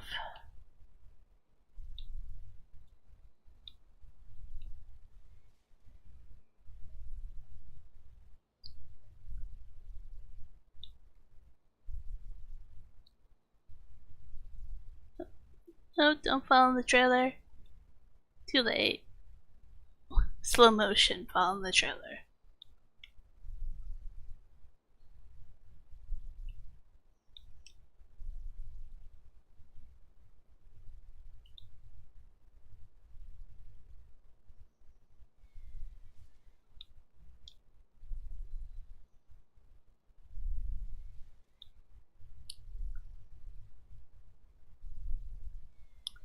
So you know how I always tell you, Michael, that you can keep your temperature? I'm telling you that you can keep your own electricity prices as well.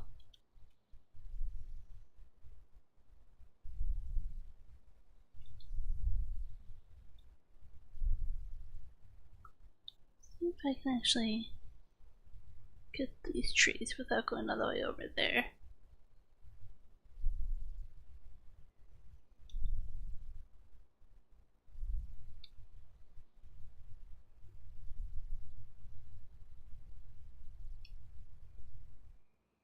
Yeah, I was trying to tell him my price in kilowatt, but I don't know enough about all that stuff to really have much of an input.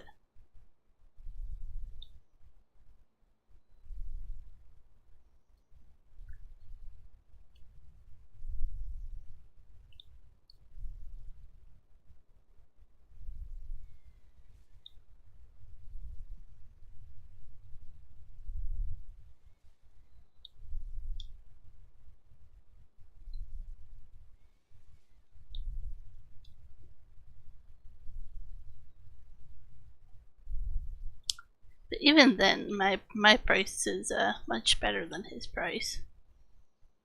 So he can keep his price.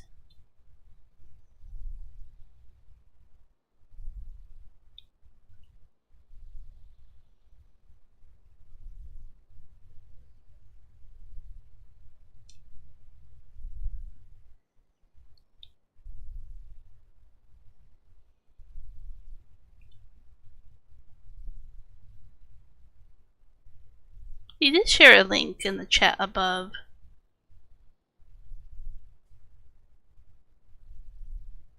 About his prices. You might understand it a little bit better than I did.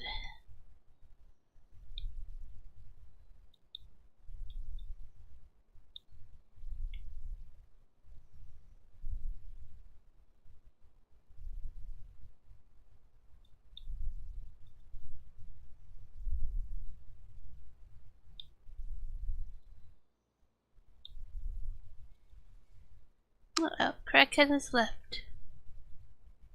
All I got was an E from you, Crackhead.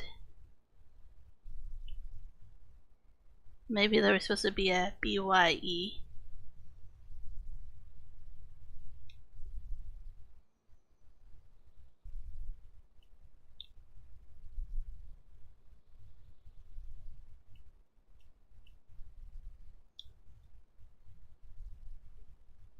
Oh, it's a little tipsy there.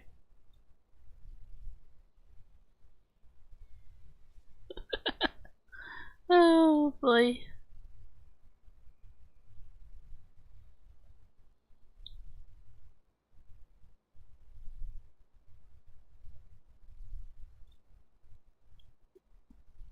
Must be stuck on the tree back there.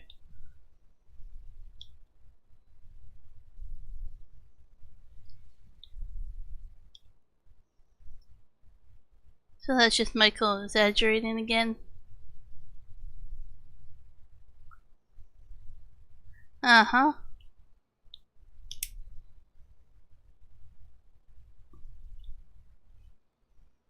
Still, like, ours, I looked it up, was like, not even, it was like 0.123 cents a kilowatt or something for our electricity price here. I looked it up for him. Like, we pay ridiculous cheap amount versus him.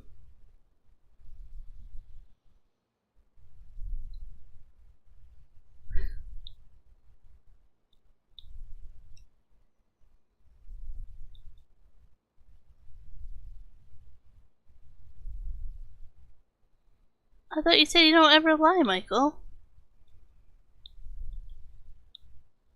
But now you say you're lying?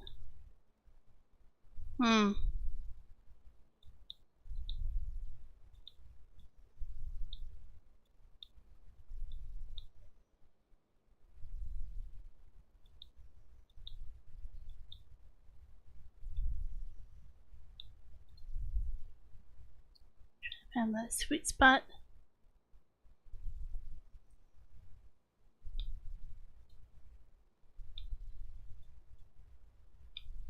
There we go. Just yesterday, Michael, you said you don't ever lie. That you only exaggerate the truth. Oh no, that's not on top of the tractor, isn't it? Hey now. Nope, nope. Darn you.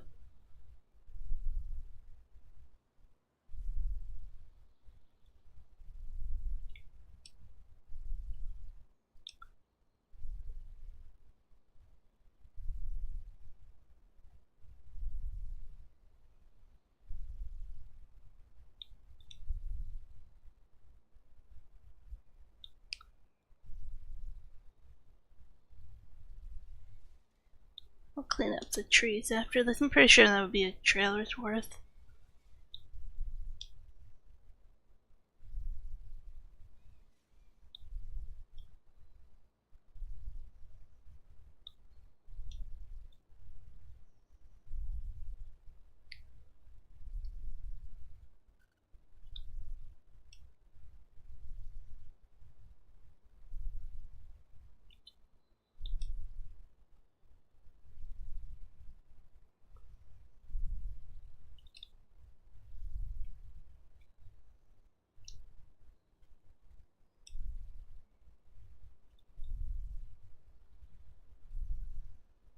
Park that over here somewhere. A little bit out of the way so it's easier to... Oh, well. Isn't it easier for it not to fall over?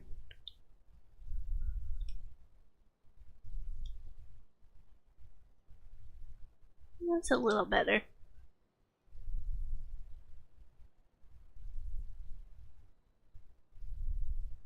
Yeah, that's what I was looking up Coyote for him. And I was showing them it's we're in Fortress, I'm right? Pretty sure Fortress BC, I'm pretty sure Penticton is. But I was sharing with them BC Hydro's flexible plan that they just came out with. Which was really interesting.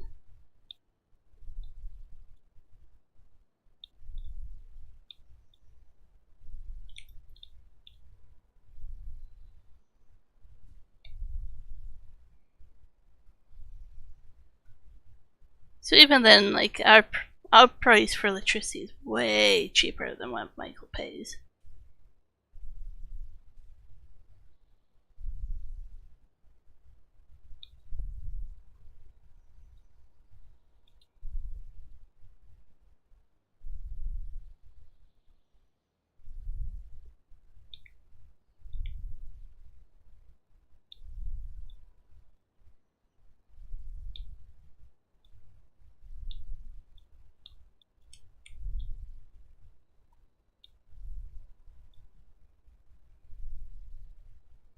Not bad. I might be a little bit more, but not all those trees, just a few more.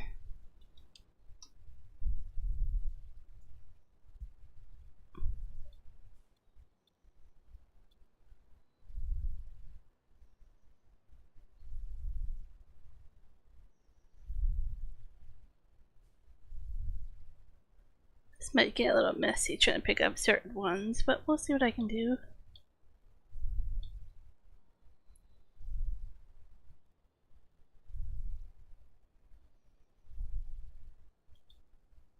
One thing I like about that, like I say, you can just nudge it into place, organize them a little bit. It's really nice.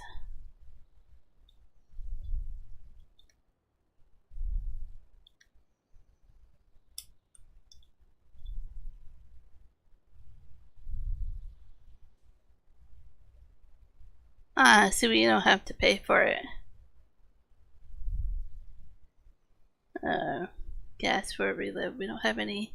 Everything we have is electric.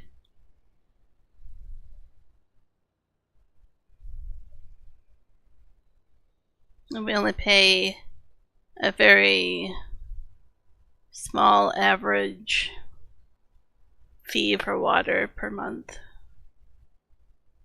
So the building we live in.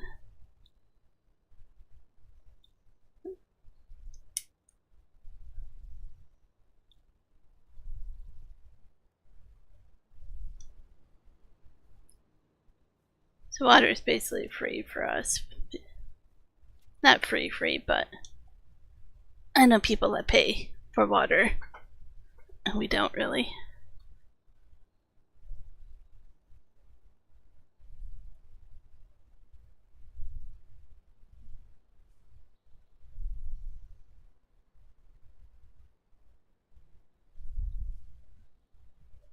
So, funny story, I legitimately had, I don't know if they were landlord or landlord managers or whatever, I literally had them come to our door and want to take a look around inside.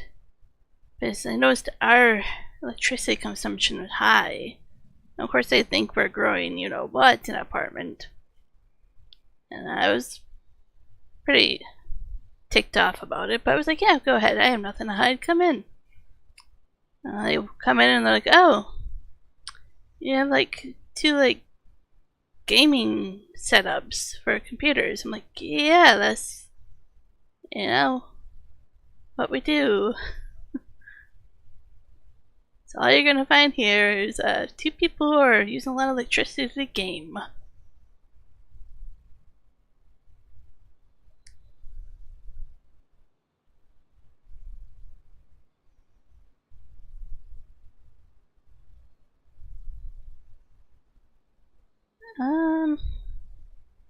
I'll take a look here in a moment. We definitely pay for water on our bill. Like a fee of some sort.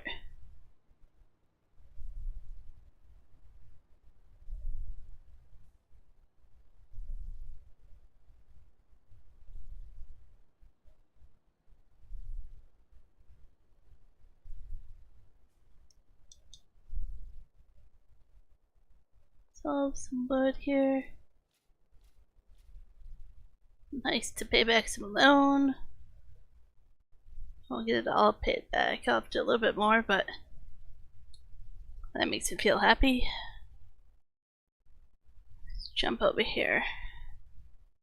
Don't think I have the electricity bill pulled up still. Have to reopen it.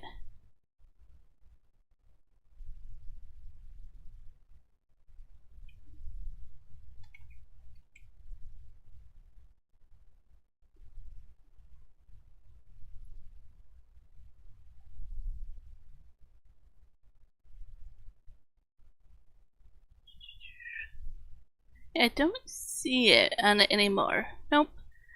Don't see water. Water used to be on there. I went back and found other ones, but maybe they've updated it.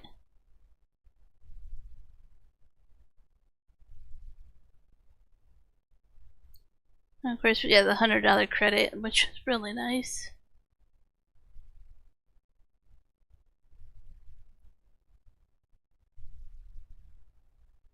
Yeah, we don't really keep them, so I can't search for other old ones.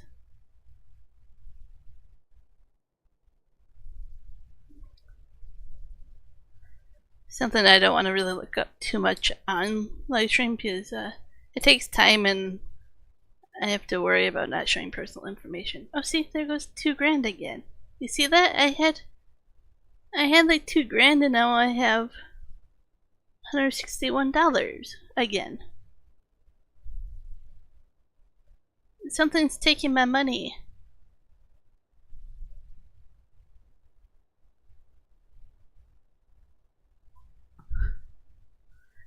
It's like every time I go to a different screen it's doing that, so I never see what it says it is. I know I had more than $161 when I went outside to show you guys. Or to look up the other bill.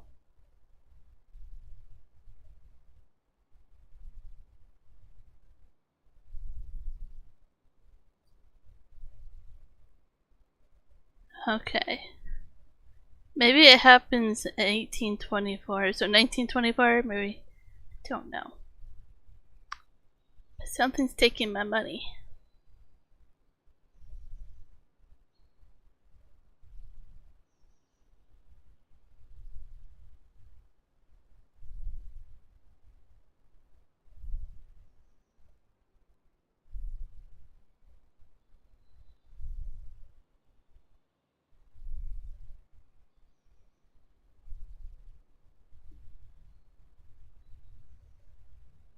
Well, I mean, if somebody wants to go back and check the chat or replay and tell me if I'm crazy or not about that, but pretty darn sure I had more money and then it was just gone.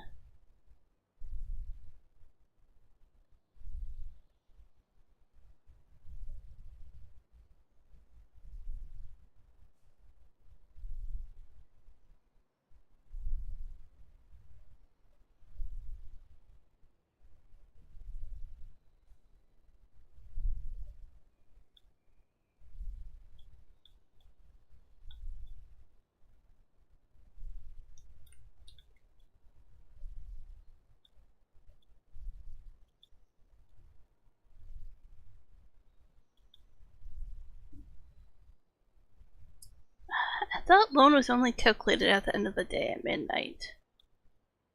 But I could be wrong. But I thought that's how it is in this game. I actually need a weight in the bag. See if I can do this and then...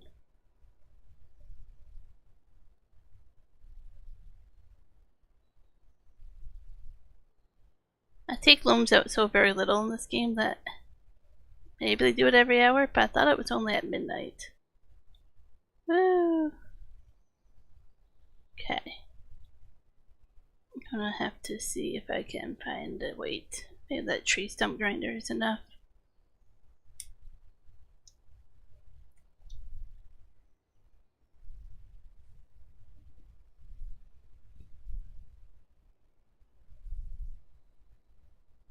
But so far, every time it happens, I'm not looking at the screen to know what it says. But what it is and why it's there.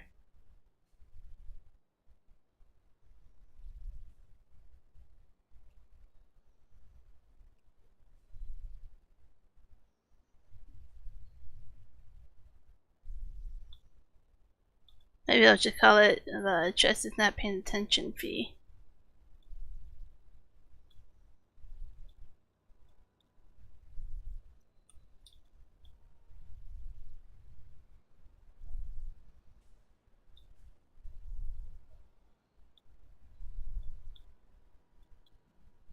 See, I thought it was a little funny. Yep.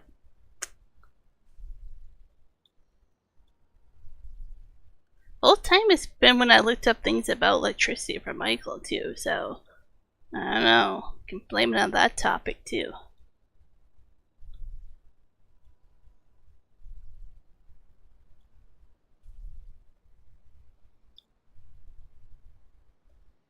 Maybe it should be the topic that's not talked about.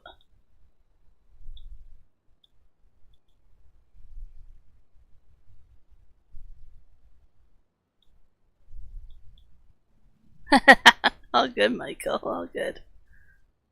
I'm sure it's loan or something, and I'm just not used to it because I usually don't do loan in this game.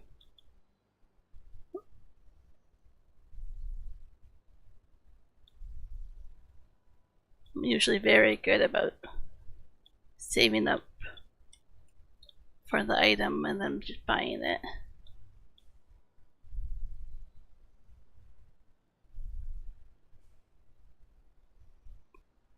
And it cut those trees at a really weird angle.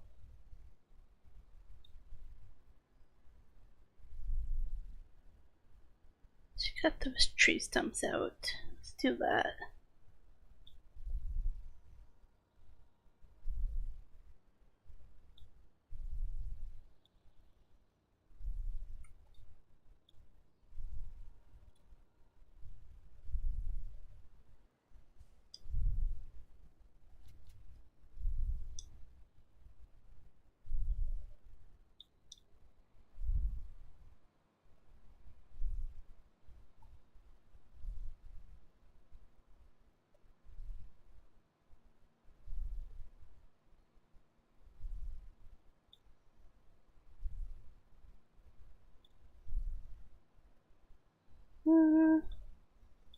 see if we can do this one. Or can we knock off the trees before we do it so it doesn't grind up the trees? There, okay.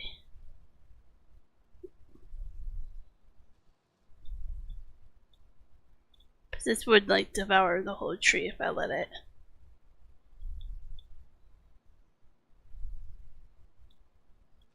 No, see? Got too close.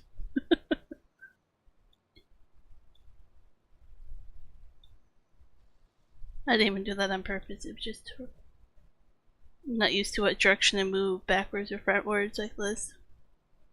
So sometimes I do it the wrong way.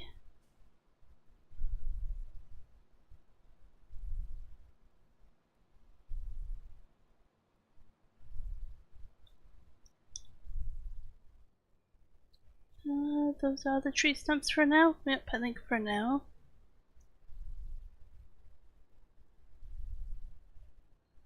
I like to keep on top of that. Nobody likes to go around and cut down like a thousand tree stumps after the fact. Not to mention it gets hard to drive around them. And you get hung up on them and then your tractor doesn't move. Good times, right?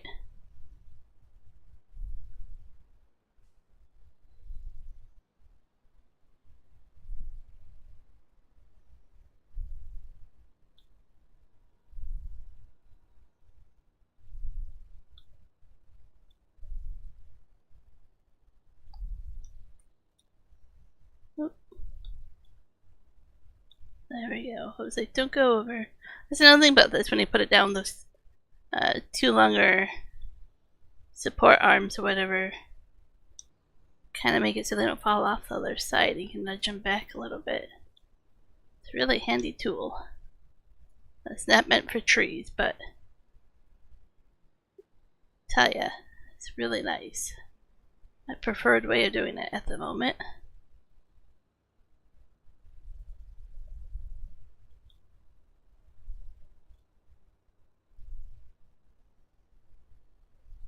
Like nudge one this way and nudge the one the other way.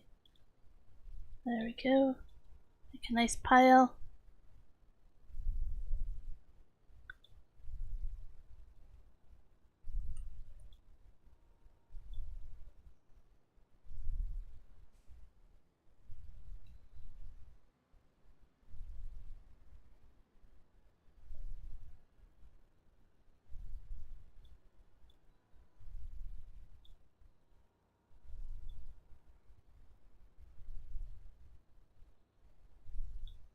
Well, this might be enough for a load, a trip to the sawmill again.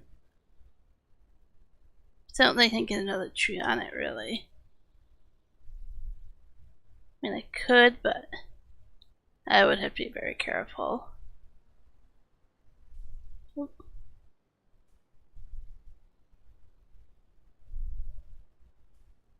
Park the tree stump.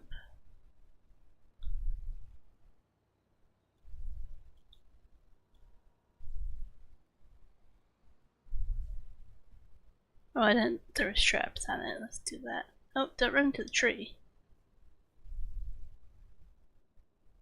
Disoriented. Okay. Other side.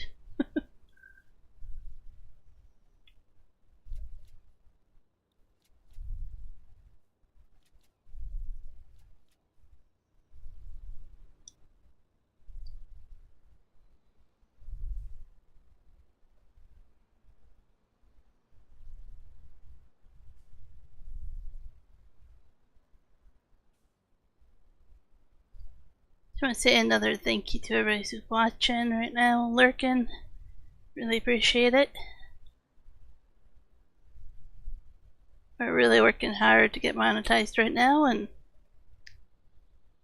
if it's not by the end of this month, it'll be very, very, very early next month. We're like 246 hours away, I think, right now.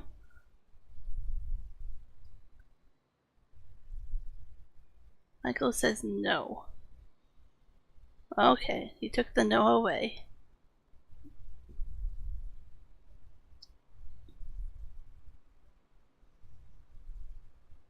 No problem, gotcha. It's exciting to us to see our channel grow and the possibilities of things we can do with it.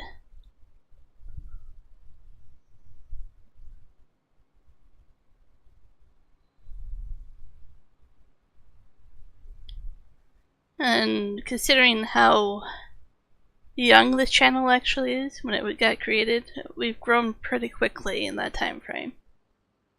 It's absolutely amazing.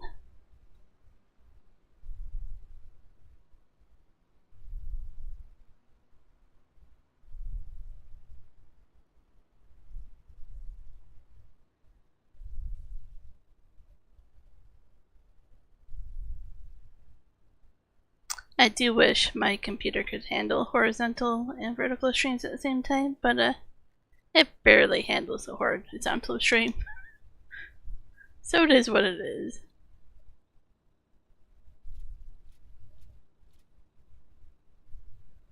Don't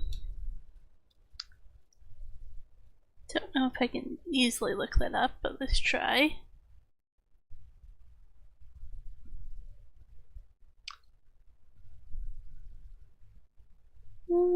View our channel.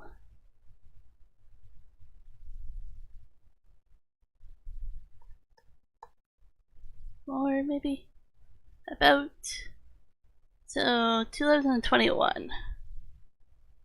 So almost 4 years old. 3 years old, yeah. But is it 22 be 1, 23 be 2, 24 be 3. 3 years, almost 3 years.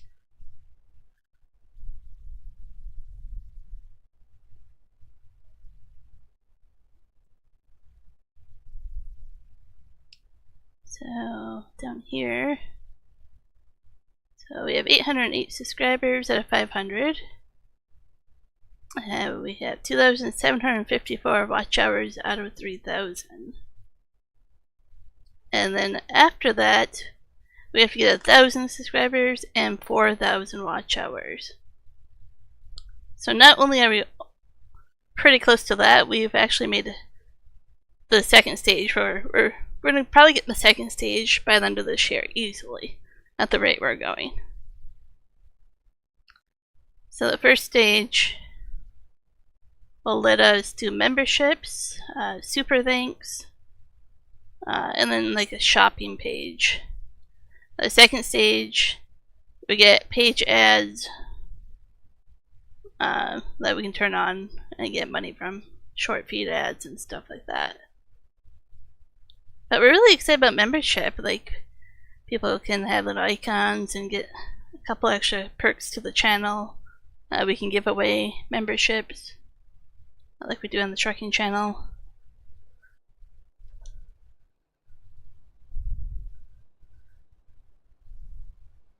So we're actually reaching both stages of being monetized at a really decent pace right now. It's pretty awesome.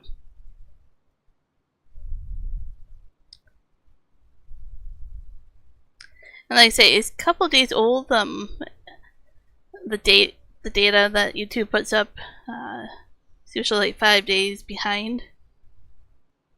So we know since that date roughly how many hours we've streamed and watch time already, because it tells us at the end of the stream. We get a little screen that tells us, and then analytics, we can look it up and stuff. So I know we have at least another 100 hours on top of the 246 hours, right? So I know we have, say, like 140 hours to go by the end of the month to get monetized.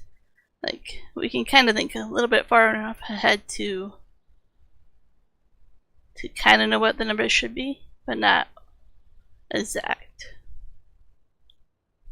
Let's perk this a little bit farther away so I can work on these trees over here.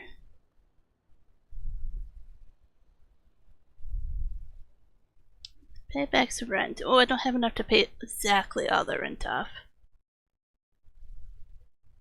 But it'd be close. Oh, do I? Okay, no more loan. Nobody can steal my money. No, no, minus 480. Yeah, something's eating my money. Maybe I'll figure it out someday what just ate my money. Instead of having like a sock monster eat, like take all the socks, I have a money monster.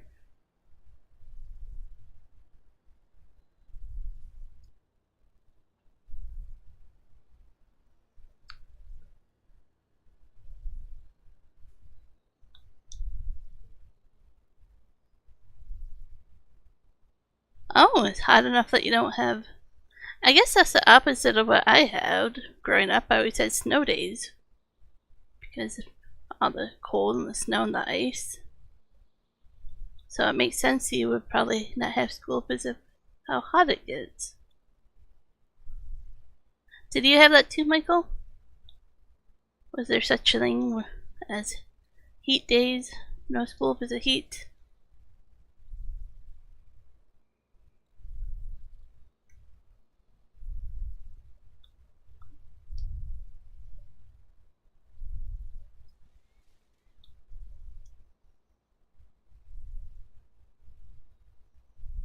Oh, your school had AC.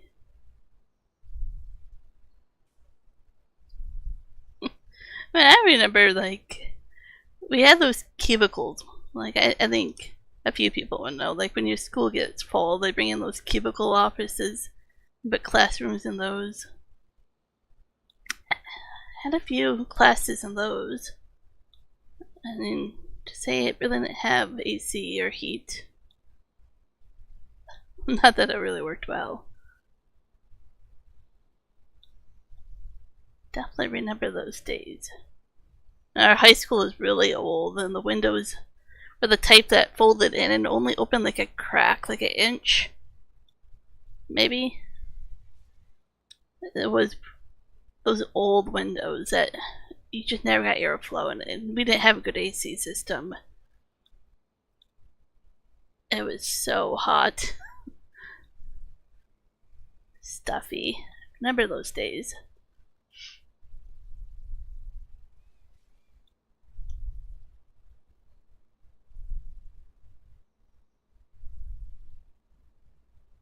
Oh, so you only get fans in the classroom.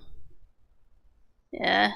I imagine it'd be too expensive to do the whole school that way where you live.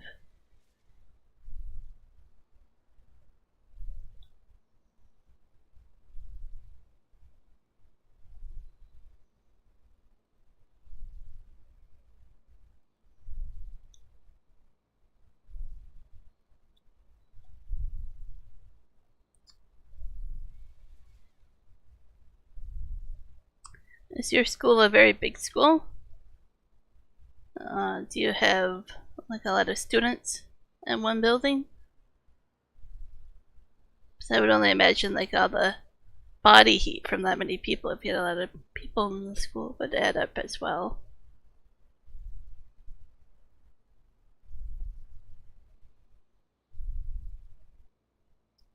I'm not sure how much that would be in my currency, but it sounds expensive.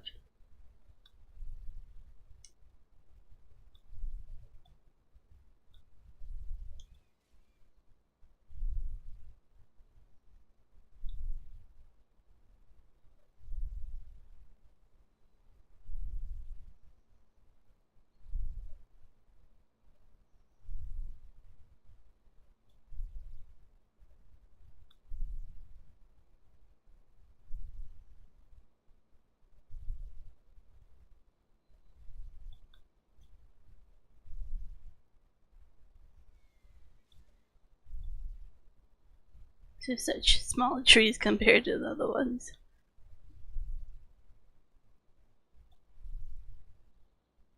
Okay, like 3,000 students in one school.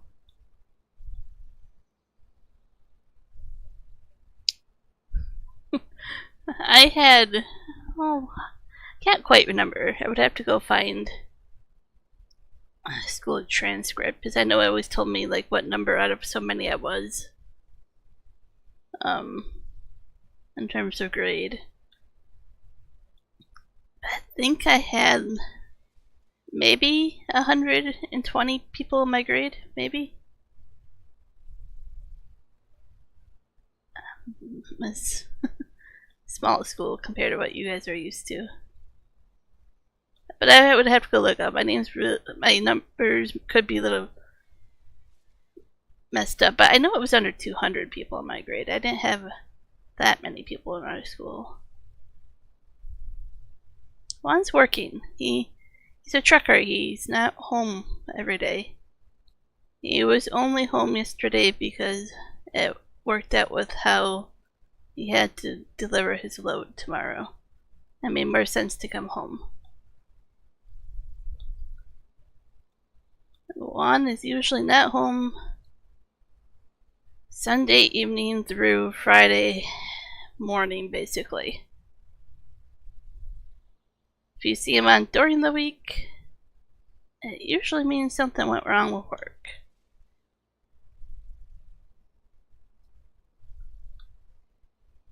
And sometimes he'll join chat like he has done today while he's at work.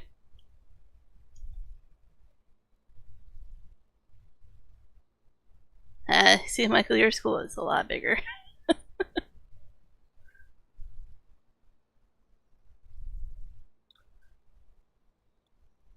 I would say my town population, like we have people from surrounding villages and towns, but I think my town was only like 3,000 people where I grew up, give or take.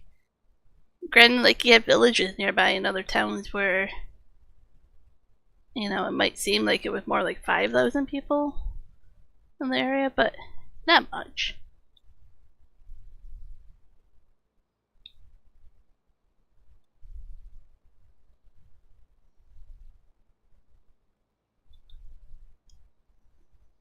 It's the type of town where we didn't always have a grocery store because it couldn't stay open, so we would have to travel for groceries. We had one red light. I think that was more of a running joke in the town to have a red light.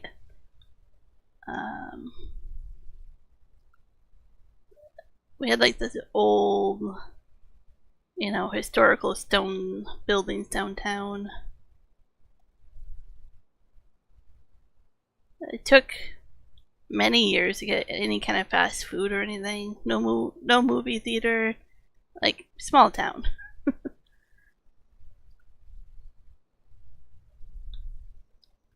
It kind of reminds me, I would say, Coyote would know what I mean. I would almost compare where I grew up to almost like a Karameus. Kind of that size of town, that kind of feel to community and what it has to offer in terms of stores and stuff like that without having to travel to another town. It was nice, I'll say that. Like, beautiful town, nice. But the downfall was not many opportunities to get out of that town. Not many jobs, you know, like it's a lot better now. You only have a few options. I won't say what, but to work in that town. So we give away a little bit too much about where I grew up, but like I grew up not driving, right? So you couldn't really drive anywhere because your parents, well, at least mine wouldn't let you drive and get a license, but so you could literally just be stuck there. It's one of those running jokes, sadly, where a lot of my classmates are still there in that town, and all they've done is got married and had kids. That's kind of the town. To get out of that town and to travel and go do things, it's pretty special.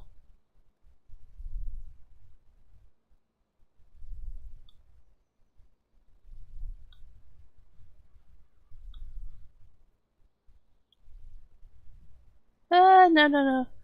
I've been to Watson Lake, good old Watson Lake. We stayed there. I got myself in a pickle. I went to the Signpost Forest and all that. I only spent like one evening, one day, just going up to Watson Lake, and then we came back down the other way. But yeah, very remote. Hours and hours and hours to get to Watson Lake and to anywhere else.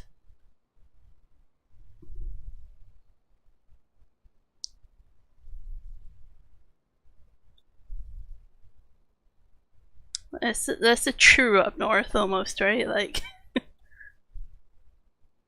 can't get off of this. Let's take a look at raising these. Let go of the tree. Like, it's not on there, but it's stuck. Maybe if I just use a chainsaw to delimit, it will fall off.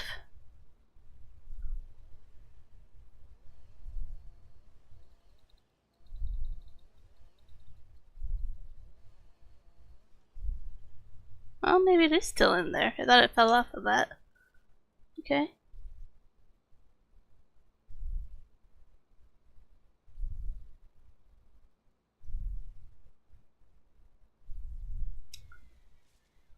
And this tractor is special.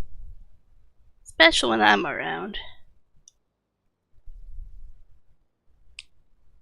You can count on magic when I'm around. I'm kind of stuck in a forest.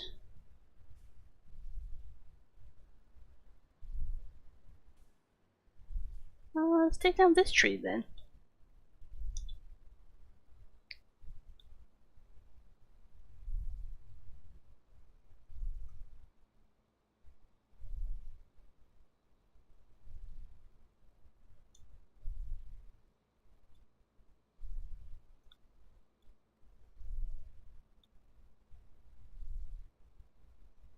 So it's backwards to what I used to with the controls. I think that's what struggles. Is if I get the hang of reversing my controls, I would do much better.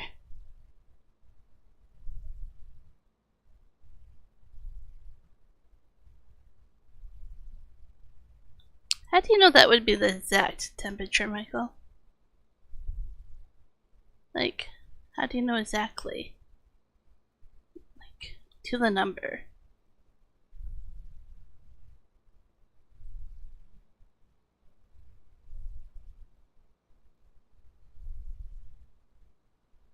Because I know enough about you, Michael. I might be exaggerating.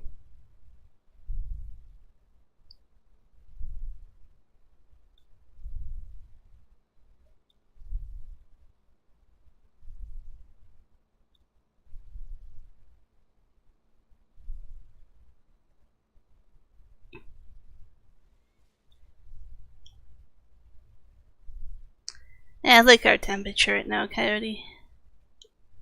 We had a slight breeze going earlier too. It was nice.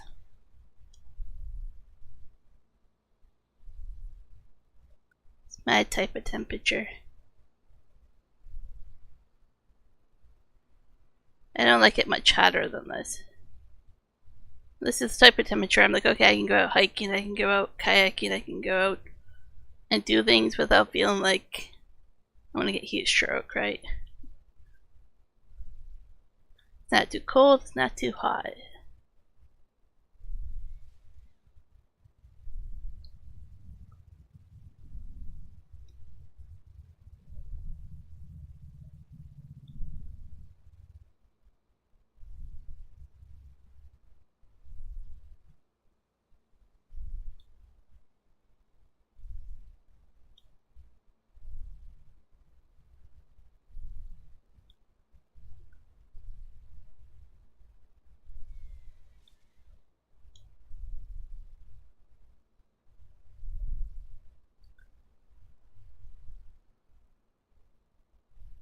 Yep, exactly. Yep. I agree.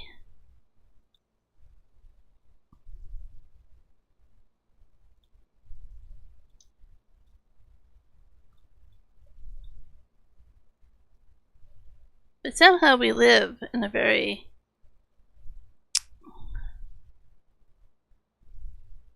very much in the area where it gets hotter and people think we're crazy if we don't like it that hot. I mean, at least I get told I should often just move if I don't like that weather.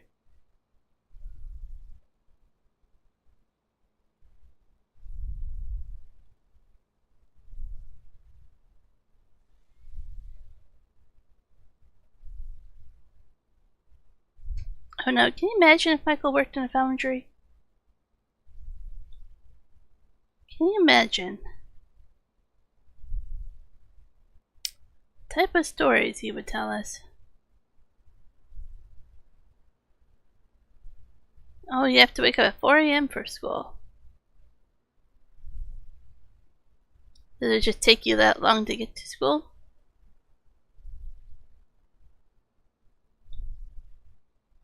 Quite a ways away from where you live?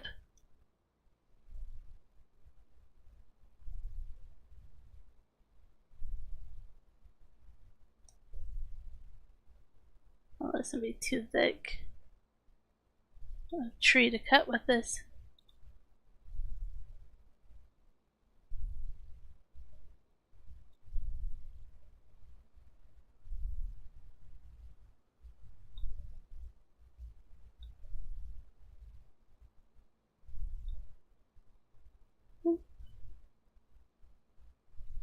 I had the notification.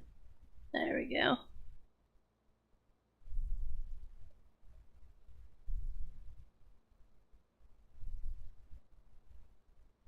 Ooh, a little top heavy there.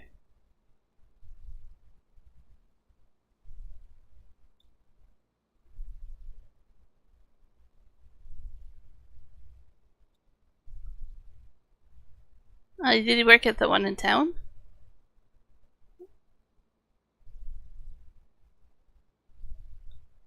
Try past that one once in a while. Not very often, but once in a while.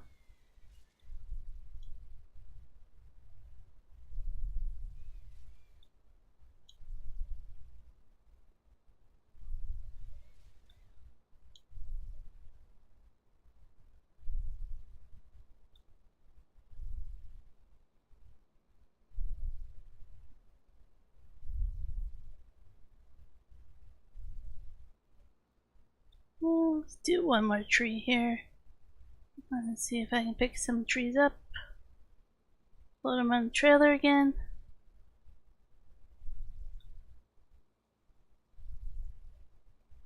Let's see. So it's backwards. There we go.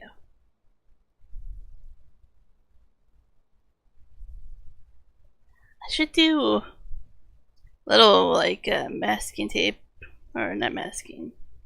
Maybe masking tape arrows on my controller, just up, down, like left, right, on top of the YXBA, and then I would know which direction to hit. That'd be easier.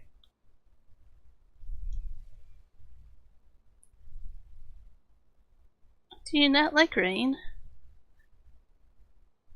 I thought you would like rain where you live. I think I would like rain. I'm the weird person where I love the rain, the thunderstorms, and the snow. I miss it. And everybody here looks at me weird. It's like, what? You'd rather thunderstorms and snow? Yep.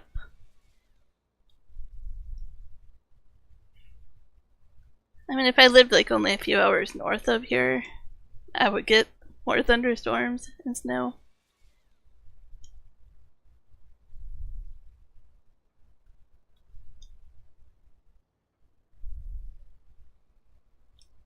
Oh, I forgot to put this part legs up.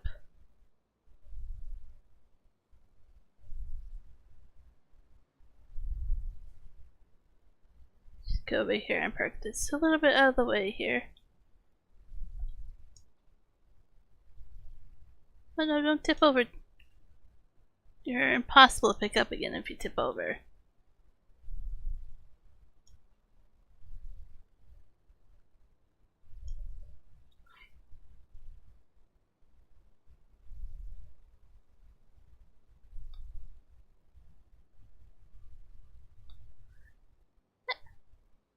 No problem for the lurking, and honestly, no problem for, just in case you're wondering about asking questions like that. I'm comfortable with people asking. If you're curious and want to know, I have no problem with you asking about it. I don't want to speak too much for Juan, but I would say probably. I think he misses when I'm not on the road, right? You have nobody to talk to and stuff, so you miss home in that sense where you're not with your partner, your family. It's pretty lonely. So maybe homesick in that sense. And I most definitely miss Juan when he's gone. Most definitely. I mean, we've been married for 15 years, right? So you have quite the bond, so to speak, right? With somebody after that many years where they're your best friend, right? Sorry I miss them when they're not here.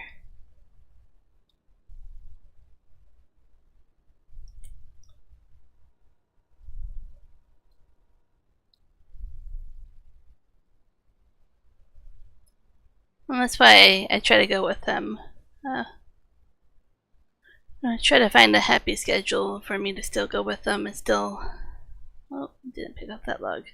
And still come home and do gaming. We might try doing every other week on the road and every other week gaming. We might try that, we'll see. We're still talking about it. Of course, that might not work if he's away or if I'm with him for like more than 1 week at a time. It might screw up the pattern. But I might stay home a little bit more often once we get monetized.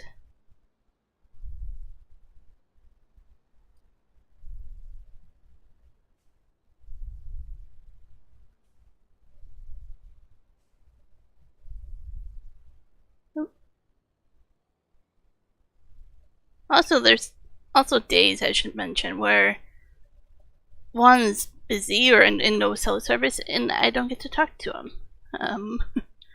And it was rough, but there's days where you only get a few texts or maybe a 5-minute phone call, like if you're lucky, right?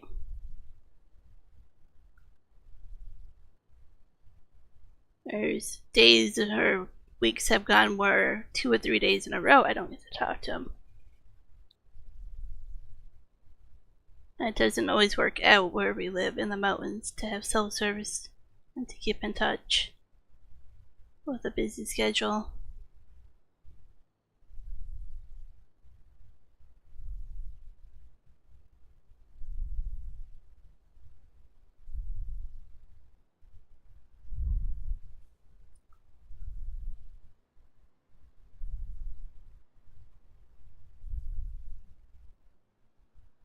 So I guess in theory, there's days where he talks to you guys more, in theory, because he's recording his hour videos.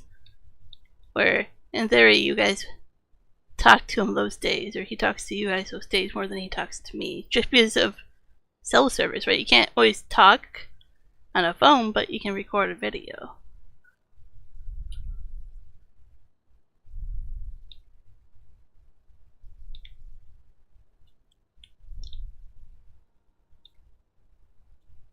But also, I can know exactly where Juan is at every time, any moment as well.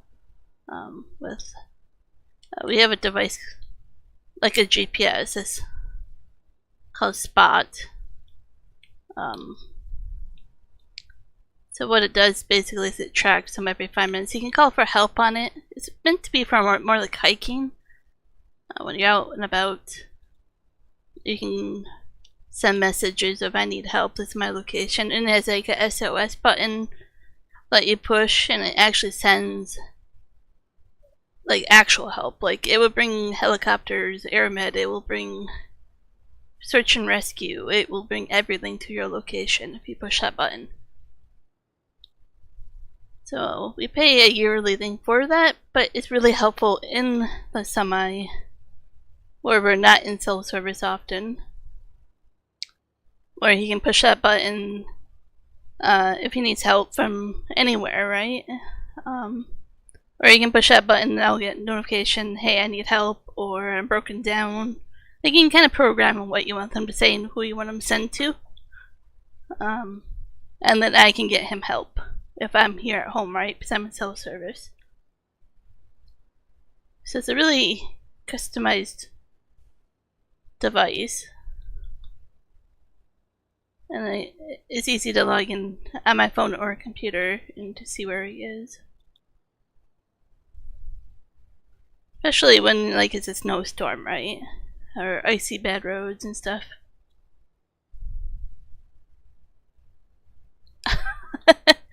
Oh, Bubblegup, you have not met the mountains. You're probably too young, but you probably have heard of these commercials where it's like, can you hear me now? Can you hear me now? Like, where they're on phones and they're like bad cell phone reception. You still play that game here. There's still plenty of phone calls where it's, can you hear me now? Or drop phone calls.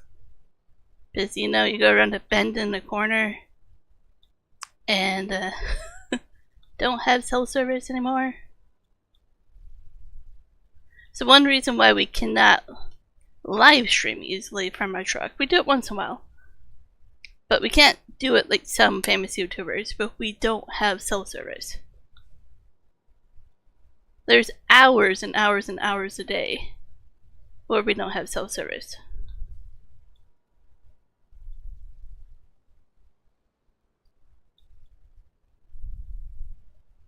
There's actually times where we don't even have satellite radio. So the mountain's blocking out the satellite.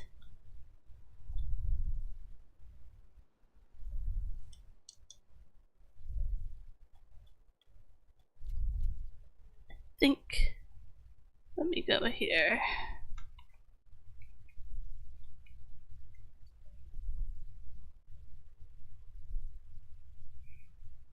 I don't know if that's gonna help me at all.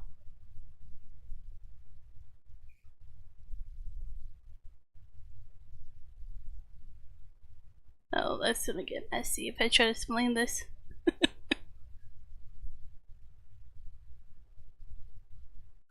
So,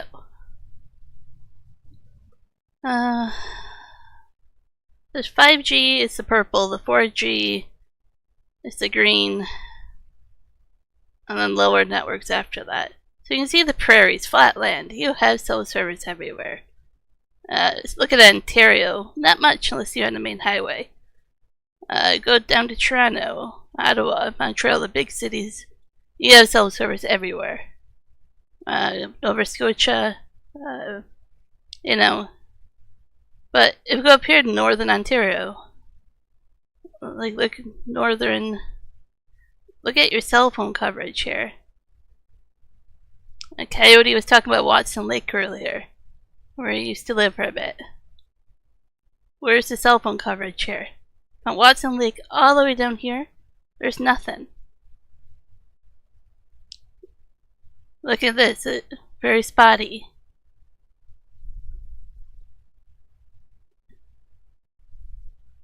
This is where we live, in the valley.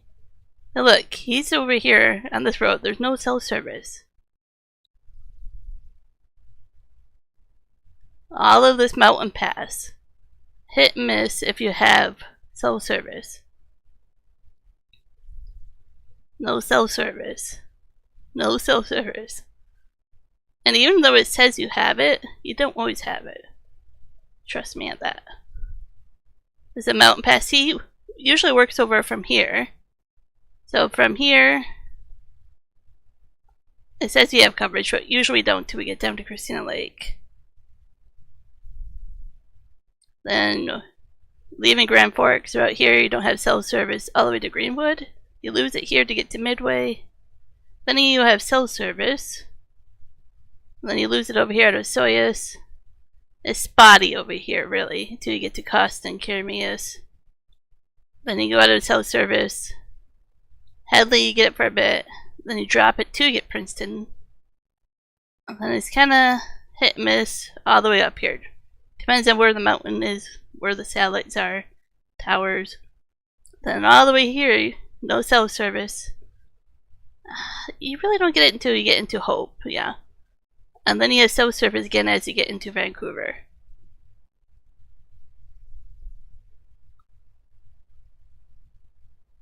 So that's usually the route we take if we load in Castlegar and go to Vancouver. These are a couple hour drives here. It may seem small on a map unless you're used to the mountains. From Vesoyas to Penticton, for example, is an hour drive. If that helps you. Here to the border. Like, this is the US, obviously, down here. Like, that's how close we are to the border. You know, Castlegar to Grand Forks can take a while, right? Like, there's many areas. And it depends what provider you have. I just chose my provider, but you very well don't have cell service up here in the mountains.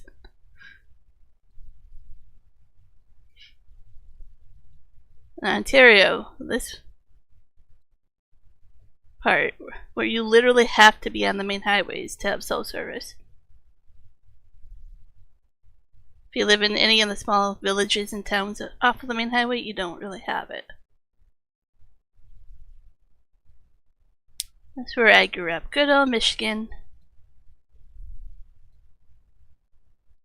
But yeah.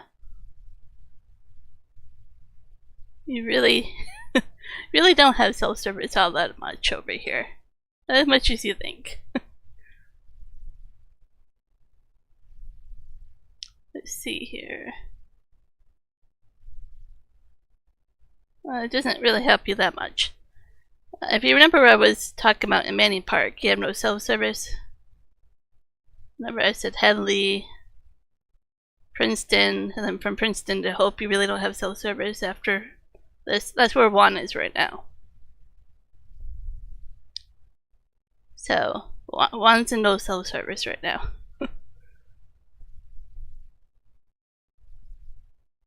Yeah, I don't know for you, Michael. You would have to look it up. And there's different providers over here and stuff, but I just chose the one that we have. So it was easier for me to explain because I know from being on the road exactly what works and doesn't work, right?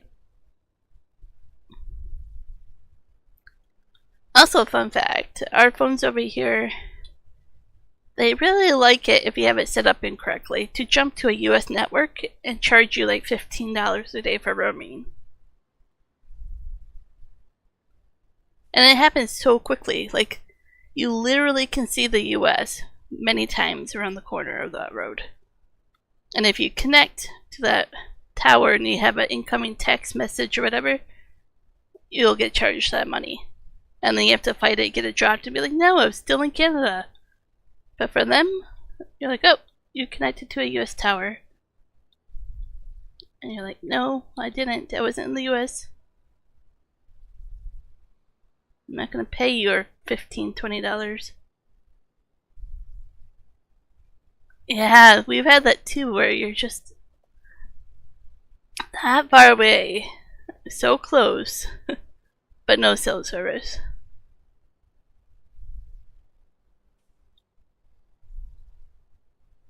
And then you just are hoping and praying that somebody will go relay your message as they drive down the road. That, you know, if you had a VH for CB radio, you're like, hey, can you contact somebody for me when you get in town? And you just hope that they do that.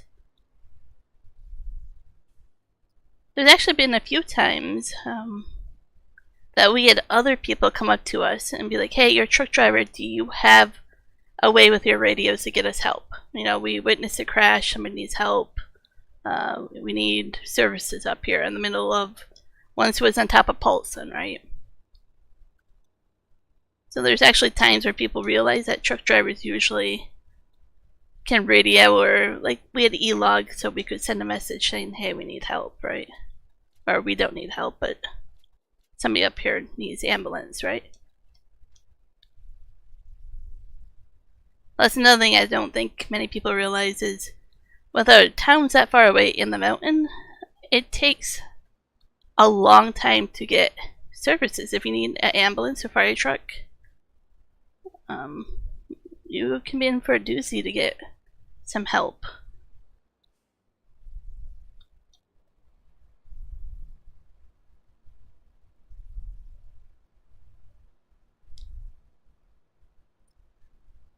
There's definitely a couple of times Juan and I have waited many hours just for a tow truck too, right? Like it's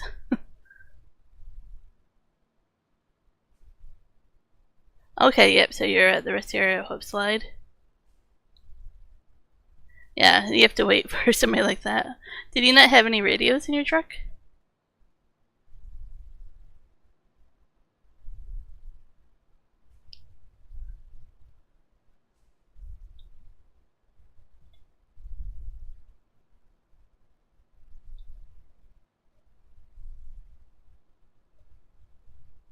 It is.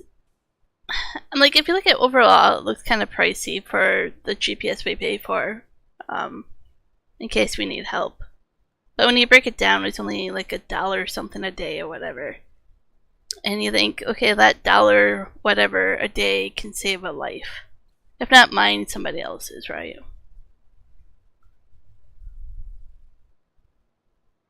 So it's usually one of those things where it's like, yeah, I'll pay that.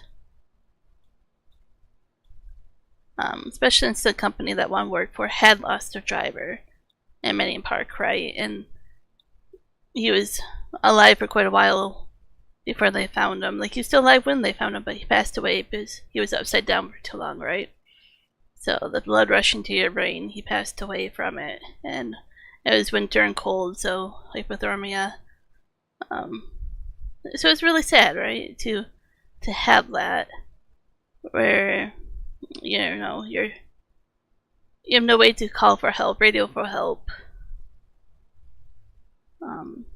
On one seatbelt up where attach, it's hard to explain, but there's actually, if you look in some videos, you'll see a seatbelt cutter. We actually have that attached to a seatbelt. Same with the spot GPS is attached to like the handlebar when you get into the truck, so if he rolls over in the truck, it doesn't go flying across the truck upside down out of reach. We have put things securely where if it rolls over or something, he should be able to cut his seatbelt, get out, call for help on this GPS, right? So yeah, the CB in the truck, but you were in your car. Yeah, that's a bummer. Glad somebody eventually helped you, though.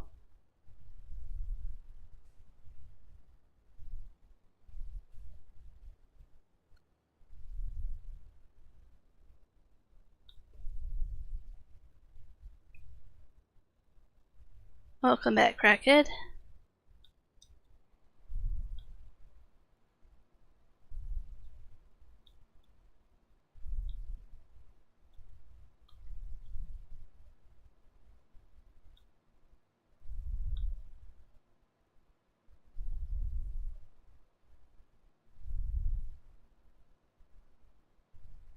So yeah, there's definitely things like that we try to keep in the truck and stuff. Is you're so far away from help most of the time. You're not in self-service very often.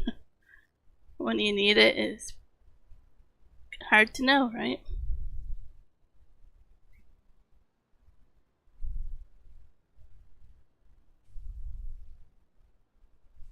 Never heard of that, but I don't watch much for TV shows or reality shows or anything like that.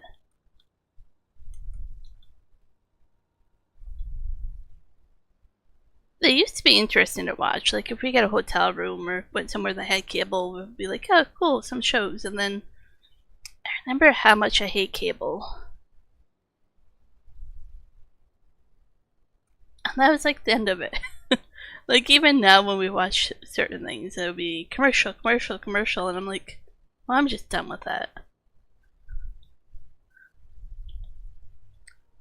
Even YouTube does it, but, you know, ad blocker really helps.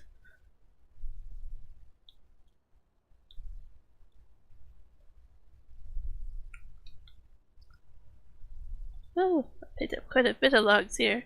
Wasn't expecting that. Where is my weight? I should just keep that on always. Took it off. Oh, it's right there. I can do this. I'm not sure if I can, but I'll say I can. Yeah, pretty much the same. And even then, like, I don't get like Disney Plus, I don't get Netflix, I don't get Amazon Prime. I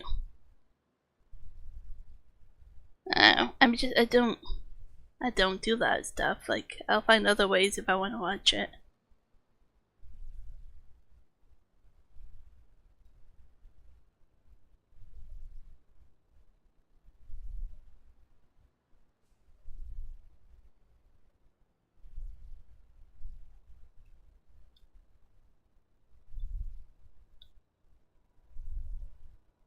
That log keeps flipping around. I'm like, stop moving, log.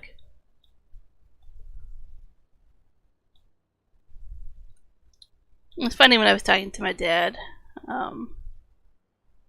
He was like, yeah, this device and that device, like they have like certain things to watch certain devices. I'm like, yeah, we don't have that in Canada. And he gets really confused, but I'm like, we have to have so much Canadian content that these companies and software devices that he was talking about probably don't want to bother with bringing it to Canada, right? And like, even then I don't see a reason why to get into TV shows and all that. I'd rather spend my time gaming or listening to music or watching YouTube.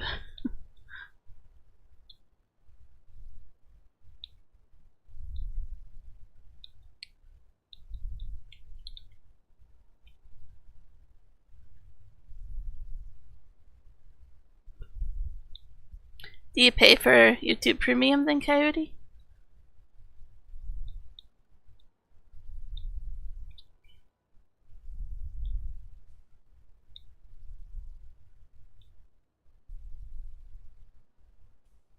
Oops. It's getting dark in game here. Trying to make some money before midnight comes, so then we are out of the negative and we can pay property tax and all that stuff.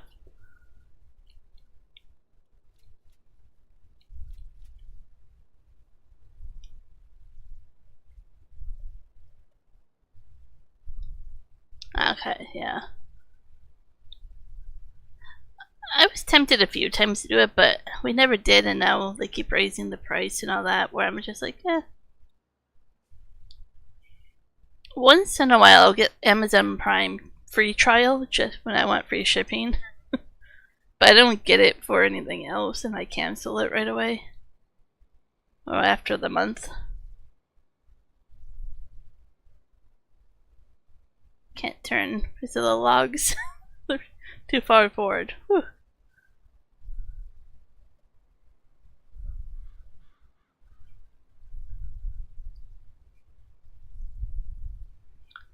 I'm a stickler for free shipping and free services, I guess. I don't mind paying for certain things if it's totally awesome, amazing. Like, we pay for Spotify because we both really enjoy music, and more often in places where you have to listen to nothing if you don't have music. We pay for Audible to have audiobooks to listen to. There is quite a few things that we do on Patreon to support certain people, whether they're YouTubers or podcasters or something. We do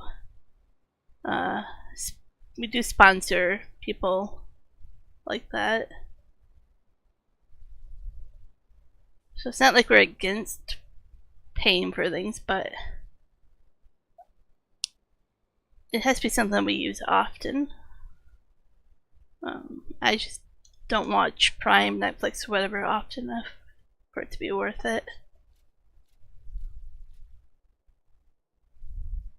Yeah, when I had the Amazon Prime, I went through it once, and only once, to see if there was something I wanted to watch.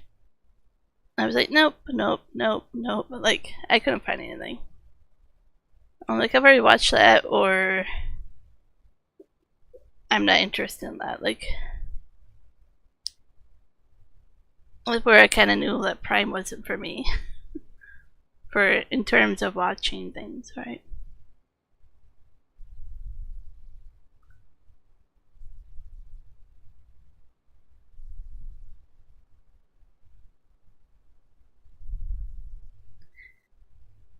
And I do think with us having to have so much of it be Canadian content that we lose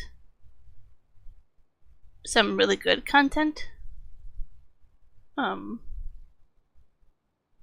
Like nothing against Canadian content. I'll support local, but I was just saying the laws that make it so they have to kind of make it where other content isn't being broadcasted or shown because they have to make room for this other stuff. And Sparkle Station, I like that name. Seems so sparkly and uplifting.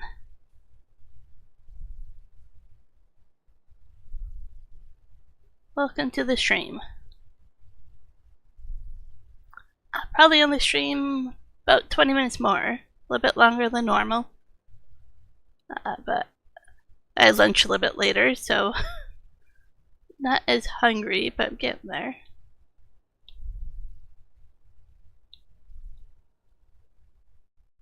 Oh, Crackhead is joining again.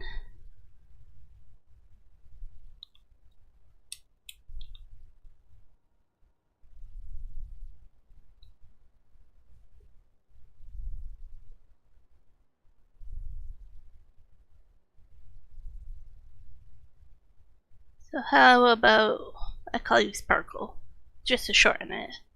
How are you doing? How has your day been?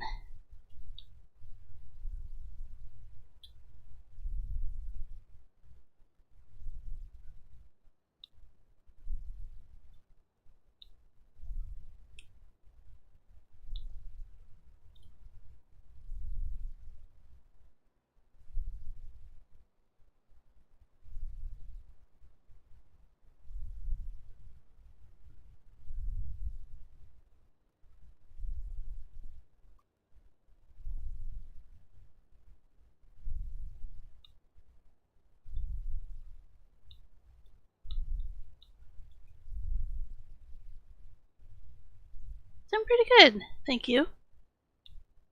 Glad you're doing okay.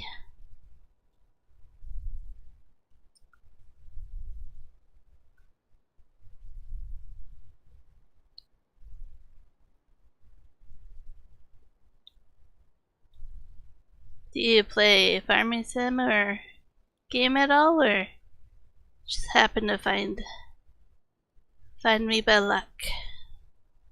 Well, I shouldn't say me. This channel has 3 hosts, but find us by chance. Our YouTube channel is a little unique in that aspect, where we have multiple hosts.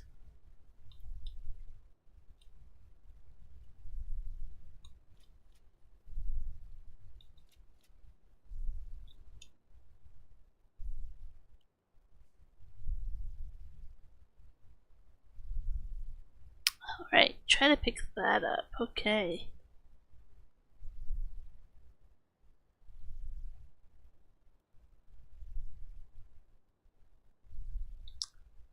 You game once in a while?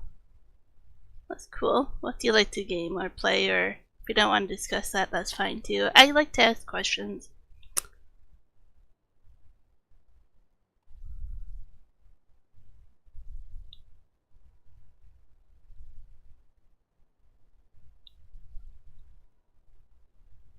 Okay, well maybe that'll work.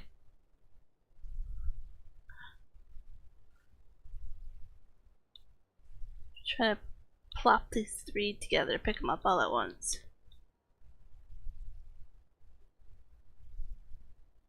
Here, let's do that. It's not perfectly aligned, but it will do.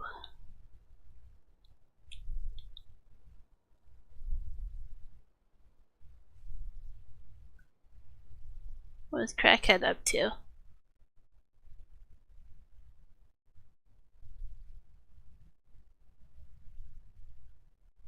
Nowhere? Somewhere?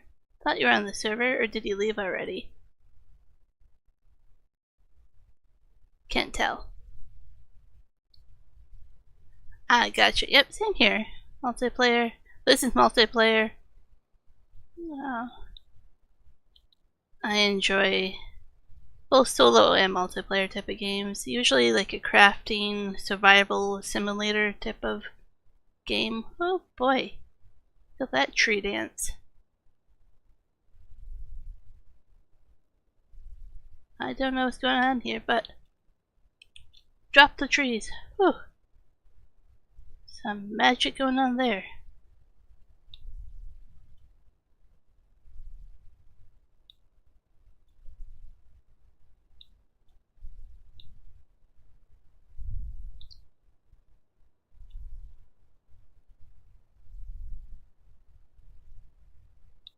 We do a lot of farming sim on this channel, but we also play a lot of other games.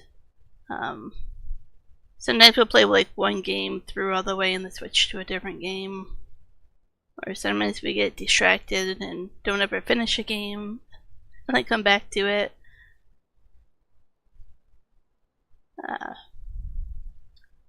But there's quite a few different games we'll play on this channel. We're not set into one type of game on here and what we stream. There's nothing wrong with people that have their channel set up that way, but we didn't want to set ourselves into one little avenue, one way of doing it, but then you eventually burn yourself out from that game or don't want to play. Right now I'm starting to do Tuesdays and Thursdays our farming sim. Any other day of the week that I'm home. It can be any other game I feel like in my Steam library. Then usually Friday, Saturday, Sunday, Juan will play farming sim. And then Monday, James will stream in the morning, and he usually does different games. Right now it's been ETS, European Truck Simulator.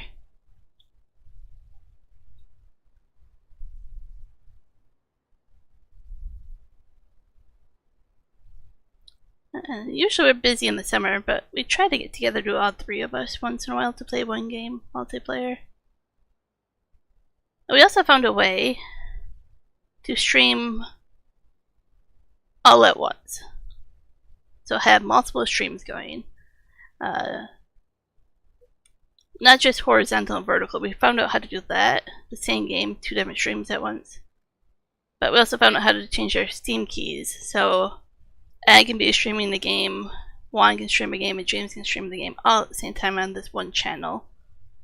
Which will be beneficial to like multiplayer games where you see like if I do the cooking and Juan does the building and James does the hunting, right? Depends what type of game. Or if I do forestry and Juan does crops or farming, or if we do separate games, right? The separate game doesn't work so well with Juan and I because we sit so close together. He's my husband, so we can hear each other, and that makes it too distracting.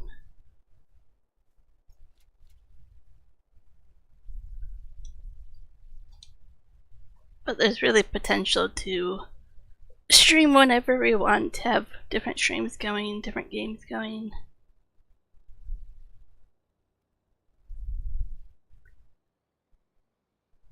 A lot of us have different streaming things that we do.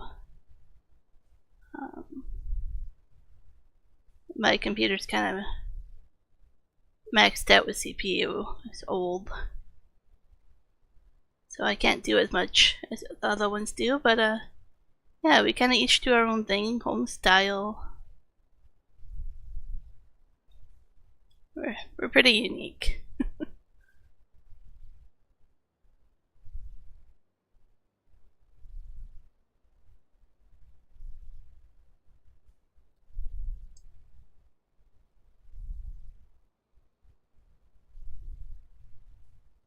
It's definitely fun, yep. We just stand out a little bit too, right? There's not many other gaming channels that are set up similar to us. At least I haven't met one that's like that.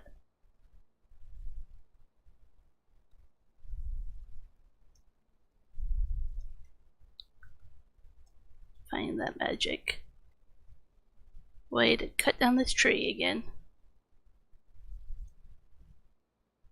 There we go. The birch ones you have to cut a little bit higher because the tree trunk is actually thicker.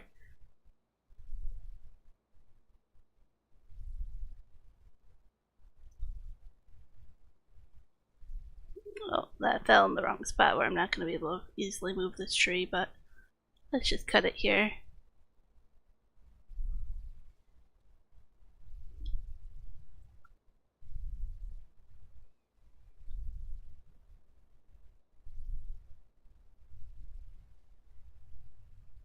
I suppose those that are just tuning in, there's a chance Juan will not be home tomorrow night to do his cross-platform, but I will do a stream instead if he's not home in time. His work is a little wonky at the moment, that he's not sure when he'll be home. There's a slight chance he might not even be home for Saturday's stream in the morning, which in that case I would do a stream as well.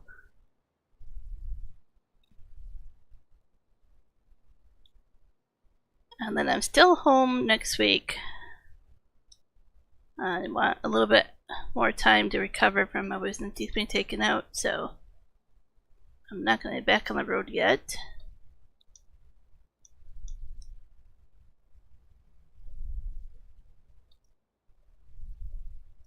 So I'll be doing streams during the week next week as well.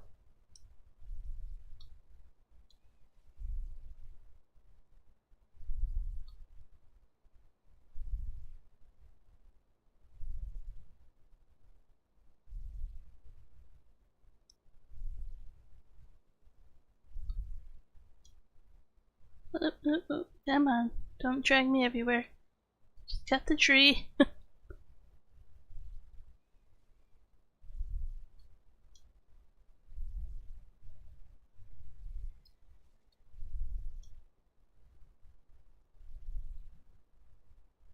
I'll figure out how to get that to move over. Sometimes I forget to move those poor legs. Getting a little bit dark in game.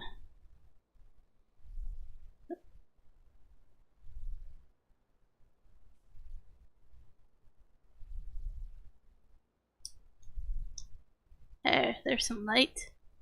Some blinding light.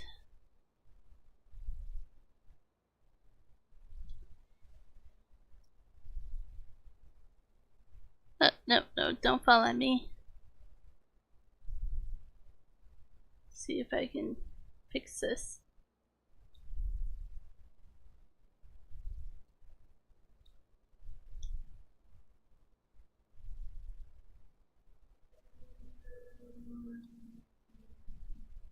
That motorcycle went by really fast. Outside.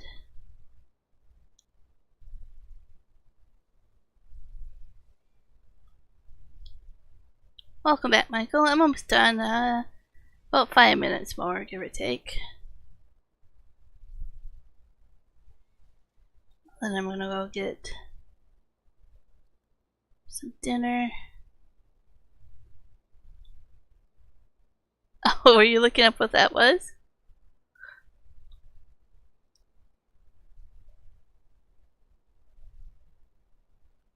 Yeah, I would have to say it's probably not something for most people. It's hard work.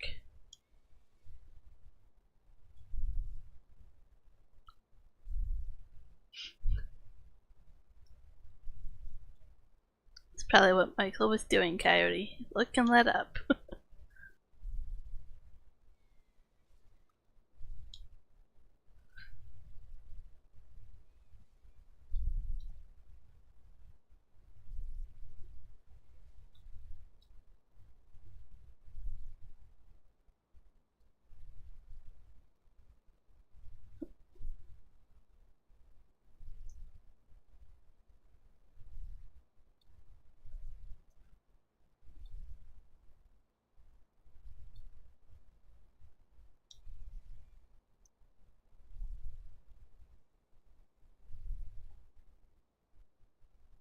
Sorry, farmer, didn't mean to, land a tree in your crop. Wouldn't that be interesting if crop destruction could be happen on a field because of a tree falling on it?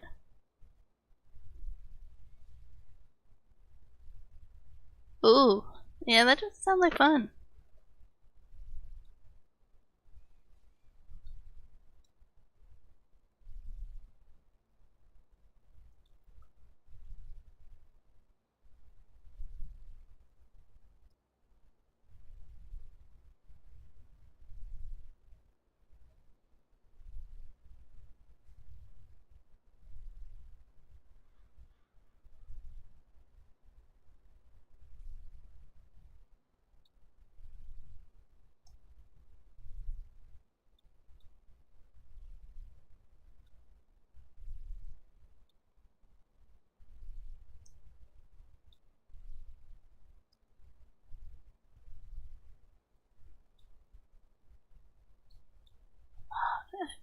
Came up with the cut option, and then I went away. Come on.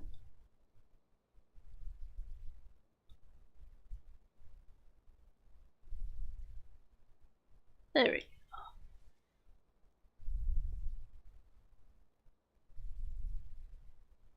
go. Oh boy, not where I want it to fell, but so be it.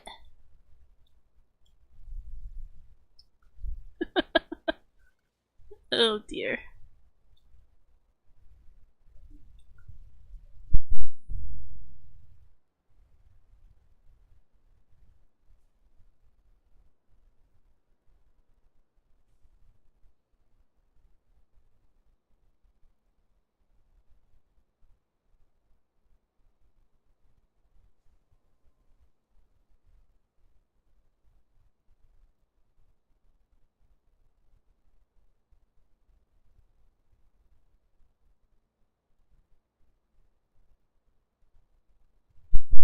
Yeah, quit the tickle in my throat there. Whew. I think this is where I'm probably gonna call it right here. 6:30. I really want to say thank you to everybody for tuning in, watching, lurking, giving us those watch hours, thumbs up and subscriptions. You guys are awesome. Truly appreciate it. I know I'm really excited to see where this channel is going, and we really owe it to you guys for helping us get there. So yeah, there will be a stream tomorrow night. What time and who it is and what game, that's a mystery. But tune in tomorrow night. We'll be here. Somebody will be. Have a wonderful night. Adios.